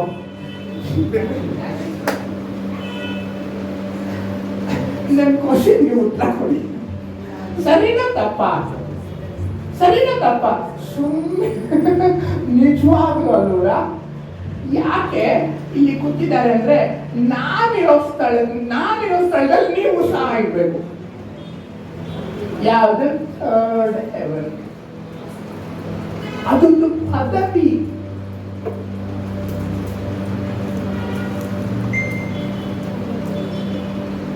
ಆ 5ನೇ ಮುದ್ರೆ ಒತ್ತವಾಗ ಅವರು ಮಾತಾಡಕ್ಕೆ ಪರ್ಮಿಷನ್ ಬರುತ್ತೆ.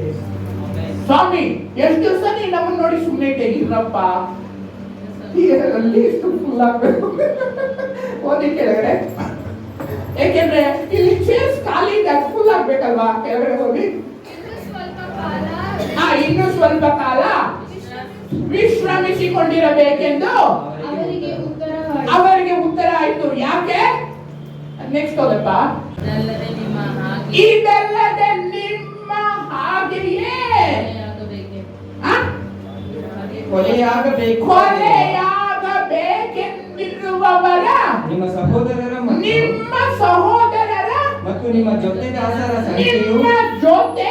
ದಾಸರ ಸಂಖ್ಯೆಯು ಪೂರ್ಣವಾಗುವ ತನಕ.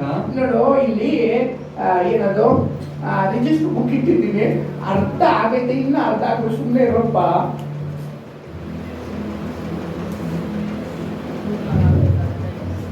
ಹೋಗ್ತಾ ಆಕ್ಸಿಡೆಂಟ್ ಆಗಿ ಸುತ್ತೋಗ್ಬಿಡ್ತಾರೆ. ಮಲ್ಲಿಕೊಂಡಿದ್ದ ಹಾಸಿಗೆ ಮೇಲೆ ಹಾರ್ಟ್ ಅಟ್ಯಾಕ್ ಆಗಿ ಸತ್ತೋಗ್ಬಿಡ್ತಾರೆ. ಆಮೇಲೆ ಕಾಲ್ ಬಿದ್ದೋಗಿ ಸತ್ತೋಗ್ಬಿಡ್ತಾರೆ, ಕೈ ಬಿದ್ದೋಗಿ ಸತ್ತೋಗ್ಬಿಡ್ತಾರೆ. ಆಮೇಲೆ ಸಕ್ಕರೆ ಕಾಯಿಲೆ ಬಂದು ಸತ್ತೋಗ್ಬಿಡ್ತಾರೆ. ಯೇಸು ಸ್ವಾಮಿಗೋಸ್ಕರ ಯಾಕೆ ಸಾಯ್ಬಾರ್ದು? ಹಲ್ಲೆಲೂಯಾ. ಹೆಂಗಿದ್ರು ಸಾಯ್ಬೇಕಲ್ವಾ? ಇಂದಿನಿಂದ ಕ್ರಿಸ್ತನ ಭಕ್ತರಾಗಿ ಸಾಯುವವರು ಧನ್ಯರು. 6ನೇ ಮುದ್ರೆ 12ನೇ ವಚನ. ಆತನು 6ನೆಯ ಮುದ್ರೆ ಒಡೆಯುವುದನ್ನು ಕಂಡೆನು. 6ನೇ ಮುದ್ರೆ ಈಗ ಒಡೆದಾಗ ಮಹಾಭೂಕಂಪ ಹಿಂಗೆ ಸೀಲ್ ಒತ್ತುತ್ತಾರೆ. ಒತ್ತಿದ ತಕ್ಷಣ ಗಡ ಗಡ ಗಡ ಗಡ ಅಂತ ನಡುಗುತ್ತೆ. ಆಮೇಲೆ ಸೂರ್ಯನು ಕರಿ ಕಂಬಳಿಯಂತೆ ಕಪ್ಪಾದನು. ಹೀಗೆ ಮುದ್ರೆ ಒತ್ತಿದಾಗ ಸೂರ್ಯ ಕರಿ ಗಂಬಳಿಯಂತೆ ಕಪ್ಪಾಗ್ತಾನೆ. ಒಂದ್ ನಿಮಿಷ, ಈ ತರ ಫಿಲಂಗಳಲ್ಲಿ ನಾವು ನೋಡ್ತೀವ? ಇಲ್ಲ ಅಲ್ವಾ? ಇಮ್ಮಿಡಿಯೇಟ್ ಆಗಿ ಸೀಲ್ ಒತ್ತಿದ ತಕ್ಷಣನೇ ಭೂಕಂಪ ಉಂಟಾಗುತ್ತೆ. ಸೂರ್ಯ ಕರಿ ಗಂಬಳಿಯಂತೆ ಕಪ್ಪಾಗ್ತಾನೆ 6ನೇ ಮುದ್ರೆ ಒತ್ತಿದಾಗ. ಆಮೇಲೆ ಪೂರ್ಣ ಚಂದ್ರನು ರಕ್ತದಂತಾದನು. ಆಮೇಲೆ ಅತ್ತಿ ಮರವು ಬಿರುಗಾಳಿಯಿಂದ ಅಲ್ಲಾಡಿಸಲ್ಪಟ್ಟು ತನ್ನ ಕಾಯಿಗಳನ್ನು ಮರನ ಹೀಗೆ ಜೋರಾಗಿ ಹೀಗೆ ಆಡಿಸಿದ್ರೆ ಹಂಗೆ ಹತ್ತಿ ಮರದಿಂದ ಹತ್ತಿ ಹಣ್ಣುಗಳು ಉದುರೋಗ್ಬಿಡ್ತವೆ. ಆಮೇಲೆ ತನ್ನ ಕಾಯಿಗಳನ್ನು ಉದುರಿಸುವ ಪ್ರಕಾರ ಆಕಾಶದ ನಕ್ಷತ್ರಗಳು ಭೂಮಿಗೆ ಬಿದ್ದವು. ಅಮ್ಮ ಏನ್ ಹೇಳಿ ಅಮ್ಮ? ಆಕಾಶದ ನಕ್ಷತ್ರ ಈ 6ನೇ ಸೀಲ್ ಒತ್ತಿದಾಗ ಭೂಕಂಪ ಆಗುತ್ತೆ. ಕರಿ ಗಂಬಳಿಯಂತೆ ಸೂರ್ಯ ಕಪ್ಪಾಗ್ತಾನೆ, ಚಂದ್ರ ರಕ್ತವಾಗ್ತಾನೆ. ಆಮೇಲೆ ಆಕಾಶದಿಂದ ನಕ್ಷತ್ರಗಳು ಧಮ ಧಮ ಧಮ ಧಮ ಅಂತ ಬೀಳಲಿಕ್ಕೆ ಶುರುವಾಗುತ್ತೆ. ಆಮೇಲೆ ಆಕಾಶವು ಸುರುಳಿಯ ಹಾಗೆ, ಆಕಾಶ ನೋಡಿ, ಏಷಾಯ 34:4, ಏಷಾಯ 34:4, ಏಷಾಯ 34:4, ಏಷಾಯ 34:4. ನಕ್ಷತ್ರ ಸೈನ್ಯವೆಲ್ಲ ಕ್ಷಯಿಸುವುದು, ಆಕಾಶ ಮಂಡಲವು ಸುರುಳಿಯಂತೆ ಸುತ್ತಿಕೊಳ್ಳುವುದು. ಆಮೇಲೆ ದ್ರಾಕ್ಷಿಯ ಎಲೆ ಒಣಗಿ ಗಿಡದಿಂದ ಬೀಳುವಂತೆಯೂ ಅಂಜೂರದ ಮರದಿಂದ ತರಗು ಉದುರುವ ಹಾಗೆಯೂ ತಾರಾಮಂಡಲವೆಲ್ಲ ಬಾಡಿ ಮಂಡಲವೆಲ್ಲ ಬಾಡಿ ಭೂಮಿ ಮೇಲೆ ಬೀಳುತ್ತೆ. ಇದನ್ನೇ ನಕ್ಷತ್ರಗಳು ಹತ್ತಿ ಮರದಿಂದ ಹತ್ತಿ ಹಣ್ಣು ಬೀಳೋ ತರ ಬೀಳುತ್ತೆ ಅಂತ ಹೇಳೋದು.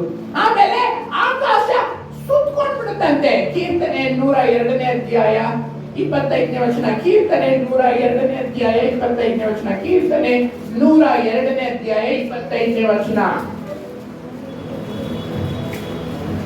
ಆದಿಯಲ್ಲಿ ನೀನು ಭೂಮಿಗೆ ಅಸ್ತಿವಾರವನ್ನು ಹಾಕಿದಿ, ಗಗನಮಂಡಲ ನಿನ್ನ ಕೈ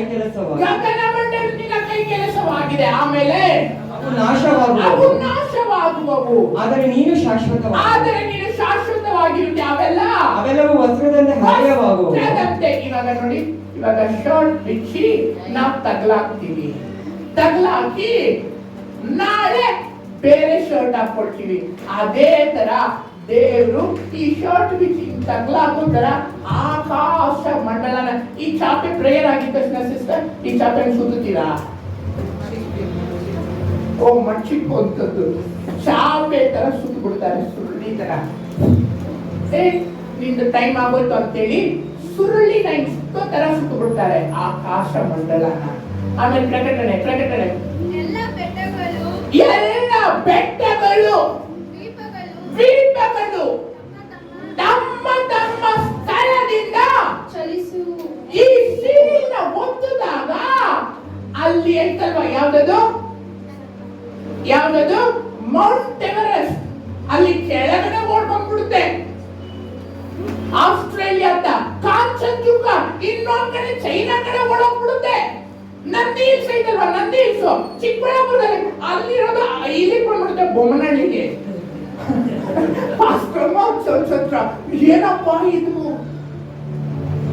ಆಮೇಲೆ ಯಾವ್ದದು ಇಂಡೋನೇಷ್ಯಾ, ಶ್ರೀಲಂಕಾ ಮತ್ತೆ ಲಕ್ಷದ್ವೀಪ, ಒಂದು ದ್ವೀಪ ಹಿಂಗೋಡೋಗುತ್ತೆ, ಇನ್ನೊಂದು ದ್ವೀಪ ಹಂಗೋಡೋಗುತ್ತೆ. ದ್ವೀಪಗಳು ಹಂಗೆ ಹೋಗ್ಲಿಕ್ಕೆ ಶುರು ಮಾಡ್ತಂತೆ. ಬೈಬಲ್ ಅಲ್ಲಿ ಇರೋದು ಭೂಮಿ ಆಕಾಶಗಳು ಅಳಿದು ಹೋಗುವುದು, ನನ್ನ ಮಾತುಗಳು ಅಳಿದು ಹೋಗೋದೇ ಇಲ್ಲ. ದ್ವೀಪಗಳು ಚಲಿಸಲಿಕ್ಕೆ ಸ್ಟಾರ್ಟ್ ಆಗುತ್ತೆ, ಪರ್ವತಗಳು ಓಡಲಿಕ್ಕೆ ಸ್ಟಾರ್ಟ್ ಆಗುತ್ತೆ. 114 ಕೀರ್ತನೆ 3ನೇ ವಚನದಿಂದ, ಕೀರ್ತನೆ 114:3. ಸಮುದ್ರವು ಕಂಡು ಓಡಿ ಹೋಯಿತು, ಎಲ್ಲಿಗೆ ಹೋಗುತ್ತೆ ಬ್ರದರ್? ಬೈಬಲ್ ಹೇಳುತ್ತೆ ಅಂದ್ರೆ ನೀವು ನಂಬ್ತೀರಾ? ಬೈಬಲ್ ಹೇಳುತ್ತೆ ಅಂತ ನೀವು ನಂಬ್ತೀರಾ?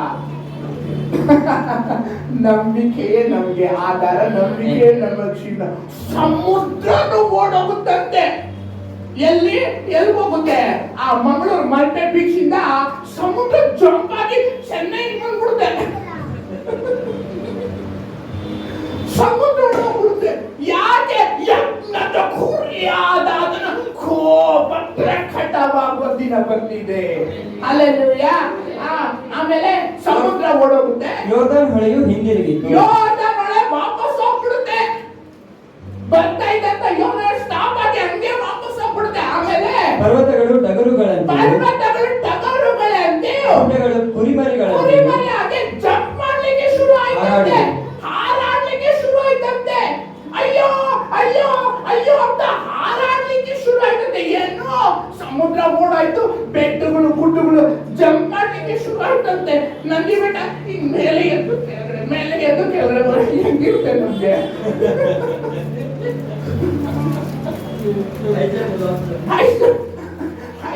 Long jump. ಆಮೇಲೆ ಪ್ರಕಟಣೆ ಓದಿ. ಇದಲ್ಲದೆ ಭೂರಾಜರು, ಪ್ರಭುಗಳು, ರಾಜರು ಎಲ್ಲಿ ಬೆಟ್ಟಗಳು ಓಡೋಗ್ಲಿಕ್ಕೆ ಶುರು ಆಗುತ್ತೆ. ಆಮೇಲೆ ಇದಲ್ಲದೆ ಭೂರಾಜರು ಏನ್ ಅನ್ಕೊಂಡಿದ್ದೀರಾ? ನಾನು ಚೀಫ್ ಮಿನಿಸ್ಟರ್ ಏನ್ ಅನ್ಕೊಂಡಿದ್ದೀರಾ? ನಾನು ಪ್ರೈಮ್ ಮಿನಿಸ್ಟರ್ ಏನ್ ಅನ್ಕೊಂಡ? ಆ ದೇಶದ ಅಧ್ಯಕ್ಷ, ಈ ದೇಶದ ಅಧ್ಯಕ್ಷ ಕುತ್ಕೊಂಡು ಏನು ಆಡಿದ್ದೆ ಅಂತ ಮಾಡಿದ್ದೆ ರೂಲು. ಗನ್ನಗಿಂತ ಜನ ಭಯ ಬೀಳೋದು ಪೆನ್ನಿಗೆ. ಪೆನ್ನು ಹೂ ಅಂದ್ರೆ ಗನ್ ಕೆಲಸ ಮಾಡೋದು, ಪೆನ್ ಇಲ್ಲ ಅಂದ್ರೆ ಗನ್ ಕೆಲಸ ಮಾಡಲ್ಲ. ಪೆನ್ನಿಗೆ ಗನ್ನಿಗಿಂತ ಪವರ್ ಯಾವ್ದಕ್ಕೆ ಅಂದ್ರೆ ಪೆನ್ನಿಗೆ. ಆ ಮಿಲಿಟರಿ ಅವನು ಹಿಂಗೆ ಹಿಡ್ಕೊಂಡು ತಾನೆ ಅವ್ನು ನೋಡಿದ್ರೆ ಭಯ ಆಗಲ್ಲ. ಈ ವೈಟ್ ಅಂಡ್ ವೈಟ್ ಹಾಕೊಂಡು ಬಂದವ್ರು ನೋಡಿದ್ರೆ ಭಯ. ಯಾಕೆಂದ್ರೆ ಗನ್ನನ್ನ ಆಟ ಆಡಿಸೋದು ಈ ಪೆನ್ನೆ. ಅದು ಆಮೇಲೆ ಮಾತಾಡೋದ?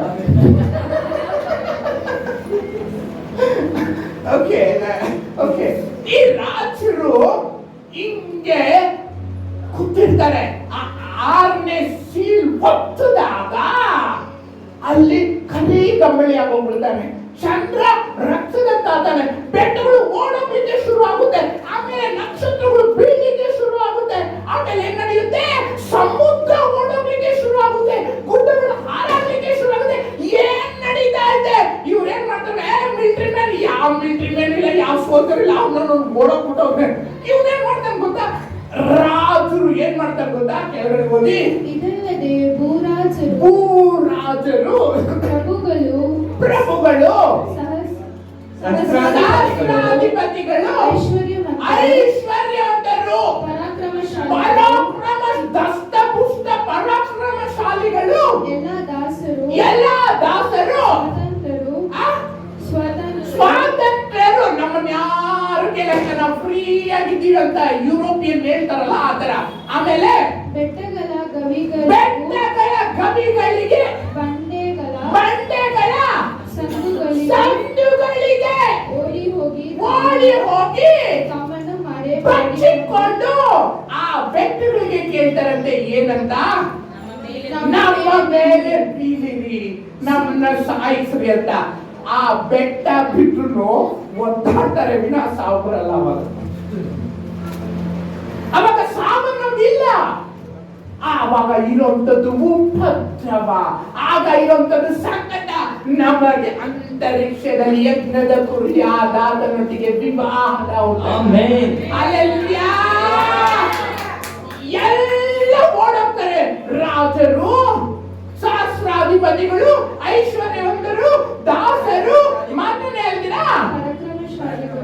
ಎಲ್ಲ ಓಡೋಗಿ ಬೆಟ್ಟಗಳಿಗೆ ಸಂದುಗಳಲ್ಲಿ ಸುತ್ಕೊಂಡು ನಮ್ಮ ಮೇಲೆ ಬೀಳ್ರಿ, ನಮ್ಮ ಮೇಲೆ ಬೀಳ್ರಿ, ನಮ್ಮ ಮೇಲೆ ಬೀಳ್ರಿ ಅಂತ ಹೇಳ್ತಾರೆ. ಯಾಕೆ?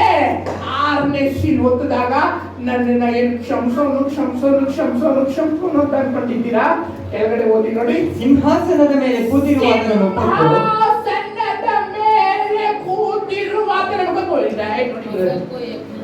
ಅಲ್ಲಿ ಕೇಳಿದ್ರಲ್ಲ, ಸಾರ್ ನಮ್ಮನ್ನು ಸಾಯಿಸ್ತಾವ್ರಿ, ಎಷ್ಟು ದಿವಸ ನೀನು ಸುಮ್ಮನೆ ಇರ್ತೀಯ?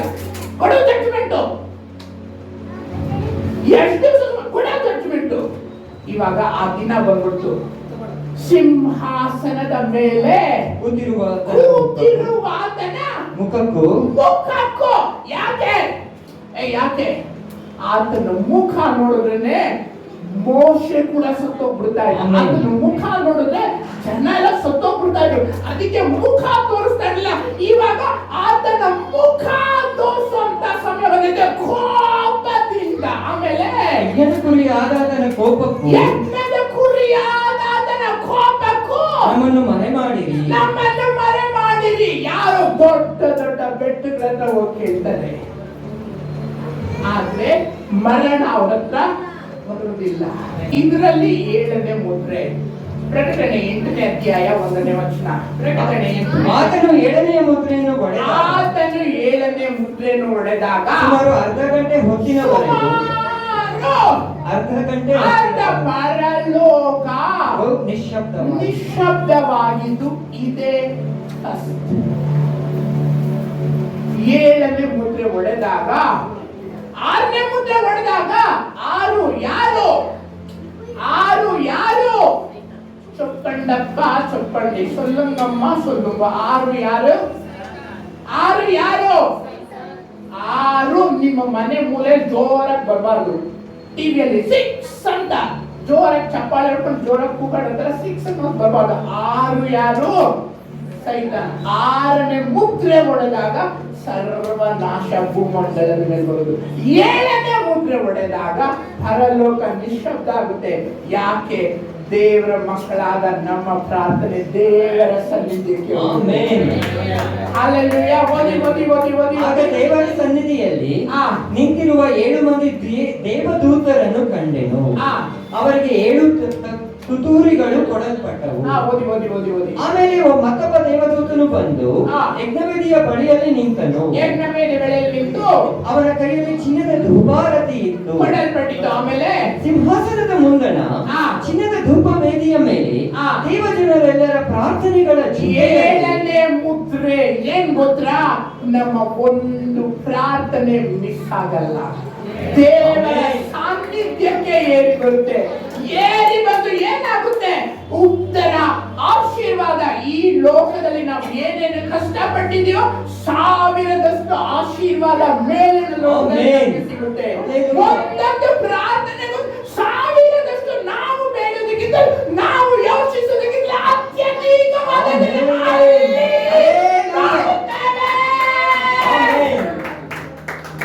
ಆಮೇಲೆ ಸೈತಾನನ ಮುದ್ರೆ.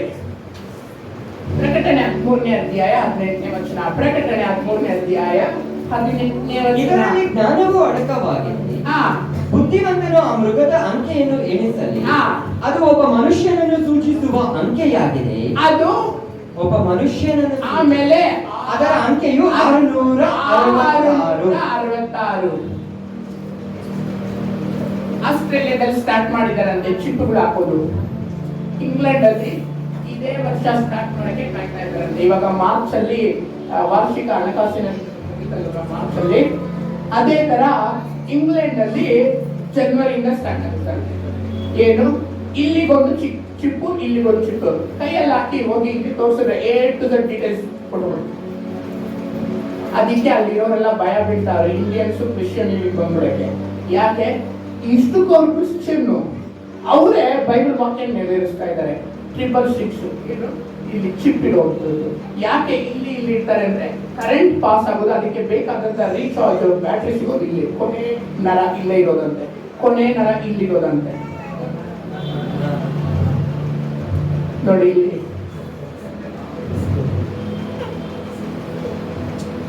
ಇದು ಸೈತಾನನ ಚಿಹ್ನೆ. 666 ಅಕ್ಕಿ ಕಾಳಷ್ಟು.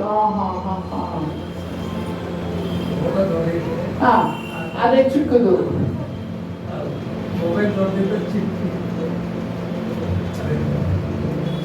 ಇದು 666 ಆಡಳಿತ 7 ವರ್ಷ ಇಲ್ಲಿರುತ್ತೆ. ಆದ್ರೆ 7 ವರ್ಷ ನಾವು ಅಂತರಿಕ್ಷದಲ್ಲಿ ಯಜ್ಞದ ಕುರಿಯಾದ ಔತಣದಲ್ಲಿರ್ತೀವಿ. ಕೊನೆಗೊಂದು ಸೀಲು, ಪವಿತ್ರಾತ್ಮನ ಸೀಲ್ ಆಯ್ತು, ಯೇಸು ಸ್ವಾಮಿ ಸೀಲ್ ಆಯ್ತು, ಸೈತಾನನ ಸೀಲ್ ಆಯ್ತು, ಕೊನೆಗೆ ಒಂದು ಸೀಲ್ ಬೀಳಲೇಬೇಕು. ಆ ಸೀಲ್ ಬಿಟ್ಟರೆ ಎಲ್ಲ ಕರೆಕ್ಟ್ ಆಗೋದು. ಏನಂತ ಸೀಲ್? ಸೈತಾನನಿಗೆ ಸೀಲ್. ಪ್ರಕಟಣೆ 20ನೇ ಅಧ್ಯಾಯ 1-2ನೇ ವಚನ. ಪ್ರಕಟಣೆ 20ನೇ ಆಗ ಅಧ್ಯಾಯ. ಒಬ್ಬ ದೇವದೂತ ಆಗ ಒಬ್ಬ ದೇವದೂತನು ಅಧೋಲೋಕದ ಬೀಗದ ಕೈಯನ್ನು ಅಧೋಲೋಕ ಅಂದ್ರೆ ನರಕ, ಪಾತಾಳ, ಸತ್ತೋಗಿರೋರು ಹೋಗ್ತಾರಲ್ಲ ಆ ಸ್ಥಳ ಅಧೋಲೋಕ. ಆ ಅಧೋಲೋಕ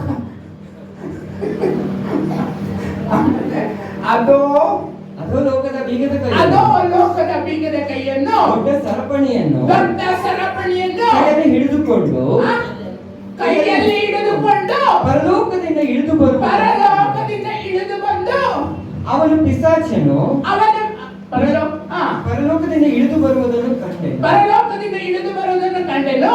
ಅವನು ಪಿಶಾಚನು ಅವನ ಪಿಶಾಚನೆಂತಲೂ ಸೈತಾನನೂ ಆಗಿರುವ ಪಿಶಾಚನು ಸೈತಾನನಾಗಿರುವ ಪುರಾತನ ಸರ್ಪವೆಂಬ ಘಟ ಸರ್ಪವನ್ನು ಯಾವ ಘಟ ಸರ್ಪ? ಪುರಾತನ ಸರ್ಪವೆಂಬ ಅವಳನ್ನ ಮೋಸ ಮಾಡ್ತಲ್ವಾ, ಮಗಳೇ ತಿನ್ನು, ಬನ್ನಿ ನೋಡಿ ಯಮಾಸುರು, ಮಗಳೇ ನೋಡಕ್ಕೆ ಚೆನ್ನಾಗೈತೆ ತಿನ್ನಮ್ಮ, ಮರಳು ಮಾಡುವಂಥದ್ದು. ಆಮೇಲೆ ಏನ್ ಮಾಡೋದು ಅಂತಂದ್ರೆ ಪುರಾತನ ಘಟ ಪುರಾತನ ಸರ್ಪನೆಂಬ ಘಟ ಸರ್ಪನನ್ನು ಹಾ. ಹಿಡಿದು 1000 ವರ್ಷ ಬಂಧನದಲ್ಲಿ. ಆಮೇಲೆ ಯಾಕೆ ಆ 1000 ವರ್ಷ ತೀರುವ ತನಕ ಹಾ. ಸೈತಾನನು ಇನ್ನೂ ಜನಗಳನ್ನು ಮರಳುಗೊಳಿಸದಾಗೆ.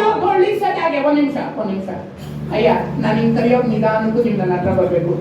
ಮಗನೇ ದುಡ್ಡಾಸೆ ಬಾ ಬಾ ಬಾ ಬಾ ಬಾ ಬಾ ಬಾ ಬಾ ಬಾ.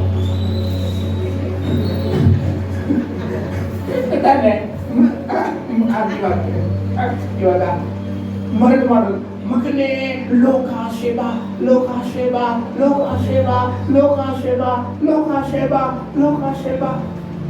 ಮರಳು ಮಾಡೋದು ಸೈತಾನ. ಯಾರು ಇಲ್ಲ, ಲೋಕಾಸೆ ಬಾಚ್ಕೊಳ್ಳೋಣ, ಸುಮ್ಮನೆ ಒಂದು ಎಬ್ಬೆಟ್ಟು, ಸುಮ್ಮನೆ ಒಂದು ಸೈನ್ ಆಂಟಿ ಹತ್ರ ಹಾಕಿಸ್ಕೊಂಡ್ರೆ ಸಾಕು, ಲ್ಯಾಂಡ್ ನಿಂದೆ. ಪಾಪ ಒಂದೇ ಒಂದು ಸೈನ್, ಅಂಕಲ್ ಏನು ಗೊತ್ತಾಗಲ್ಲ, ವಯಸ್ಸಾಗ್ಬಿಟ್ಟೆ, ಕಣ್ಣು ಕಾಣ್ತಾರೆ, ಒಂದೇ ಒಂದು ಸೈನ್ ಹಾಕಿಸ್ಕೊಂಡು ಒಂದು ಬಿರಿಯಾನಿ ಕೊಡಿಸ್ಬಿಡು, ಅಷ್ಟೇ ಲ್ಯಾಂಡ್ ನಿಂದೆ. ಲೋಕಾಸೆ. ಆಮೇಲೆ ಏನು ಶರೀರದ ಆಸೆ ಅಥವಾ ಕಣ್ಣಿನಾಸೆ. ಮಗನೇ ಕಣ್ಣಿನಾಸೆ ಬಾ ಶರೀರಾಸೆ ಬಾ. ಕರೆಕ್ಟ್ ತಾನೇನ್ರಯ್ಯ? ಆ ತರ ಸೈತಾನ ಲೋಕದಲ್ಲೆಲ್ಲರನ್ನೂ ಮರಳುಗೊಳಿಸ್ತಾನೆ. ಒಂದೇ ಒಂದು ಸುಳ್ಳು ಹೇಳ್ಬಿಡು, 2 ಲಕ್ಷ ವರ್ಗೆ ಒಂದೇ ಒಂದು ನಿಮಗೆ ಬರ್ಬೇಕು, 2 ಲಕ್ಷ ವರ್ಗೆ ಒಂದೇ ಒಂದು ಸುಳ್ಳು ಹೇಳ್ಬಿಡು, 2 ಲಕ್ಷ. ಈ ತರ ಮರಳು ಸೈತಾನನ ಹತ್ರ AK-47 ಇಲ್ಲ, ಸೈತಾನನ ಹತ್ರ ನ್ಯೂಕ್ಲಿಯರ್ ಬಾಂಬ್ಗಳಿಲ್ಲ, ಸೈತಾನನ ಹತ್ರ ಹೈಡ್ರೋಜನ್ ಬಾಂಬ್ಗಳಿಲ್ಲ, ಸೈತಾನನ ಹತ್ರ ಗ್ಯಾಸ್ ಬಾಂಬ್ ಇಲ್ಲ, ಸೈತಾನನ ಹತ್ರ ಆಟೋಮ್ ಬಾಂಬ್ ಇಲ್ಲ. ನಾವು ಇವತ್ತು ರಾತ್ರಿ ಹೊಡಿತೀವಲ್ಲ ಆಟೋಮ್ ಬಾಂಬ್, ಆ ಆಟೋಮ್ ಬಾಂಬ್ ಅಲ್ಲ, ಅಮೆರಿಕದವರು ಹಿರೋಶಿಮಾ ನಾಗಸಾಕಿ ಮೇಲೆ ಹಾಕಿದ್ರಲ್ಲ ಆ ಆಟೋಮ್ ಬಾಂಬ್. ಸೈತಾನ ಹತ್ರ ಆಟೋಮ್ ಬಾಂಬ್ ಇಲ್ಲ, ಸೈತಾನ ಹತ್ರ ಕತ್ತಿಲ್ಲ, ಸೈತಾನನ ಹತ್ರ ಇರುವಂತ ಆಯುಧ ಏನ್ ಗೊತ್ತಾ? ಮರಳು ಮಾಡೋದು. ಮಗನೇ ಬಾ, ಮಗಳೇ ಬಾ. ಎಷ್ಟು ಜನ ಮರಳಾಗಿ ಬಿದ್ದಿದ್ದೀರಾ? ಅವನಿಗೆ ಏನ್ ಮಾಡ್ತಾರೆ ಗೊತ್ತಾ? ಕುತ್ಕೊಳ್ಳಿ ಅಯ್ಯ, ನನ್ನ ಮಕ್ಕಳನ್ನ ಮರಳು ಮಾಡ್ತೀಯ ನೀನು. ಪ್ರಪಂಚದಲ್ಲಿರೋ ಅಂತ ನ್ಯೂಕ್ಲಿಯರ್ ಬಾಂಬ್ಗಿಂತ ದೊಡ್ಡ ಬಾಂಬ್ ಯಾವ್ದಾದ್ರೆ ಮರಳು ಮಾಡುವಂಥದ್ದು. ಅದ್ರಲ್ಲೇ ಸೈತಾನ ನಾಶ ಮಾಡಿದ ಪ್ರಪಂಚನ. ಮರಳು ಮಾಡೋದು. ಕಣ್ಣಿನ ಆಸೆ, ಲೋಕದ ಆಸೆ, ಶರೀರದ ಆಸೆ, ದುಡ್ಡಿನ ಆಸೆ, ಮರಳು ಮಾಡಿದ್ರಂಗೆ ಪಾತಾಳದಲ್ಲಿ ಹಾಕ್ಬಿಡ್ತಾರೆ. ಅದೇ ಕೊನೆ. ಹಲ್ಲೆಲೂಯಾ. ಅದೇ ಸೈತಾನನಿಗೆ ಕೊನೆಯ ಮುದ್ರೆ. ಮೇಬಿ ಒಂದು 18 ಪಾಯಿಂಟ್ ಆಯ್ತು ಅಂತ ಅನ್ಕೊಳ್ತೀನಿ. ನೀವು ತಾಳ್ಮೆಯಿಂದ ಕೂತಿದ್ದಕ್ಕೆ ನಿಮ್ಮೆಲ್ಲರಿಗೂ ನನ್ನ ಪ್ರೀತಿಯ ವಂದನೆಗಳು.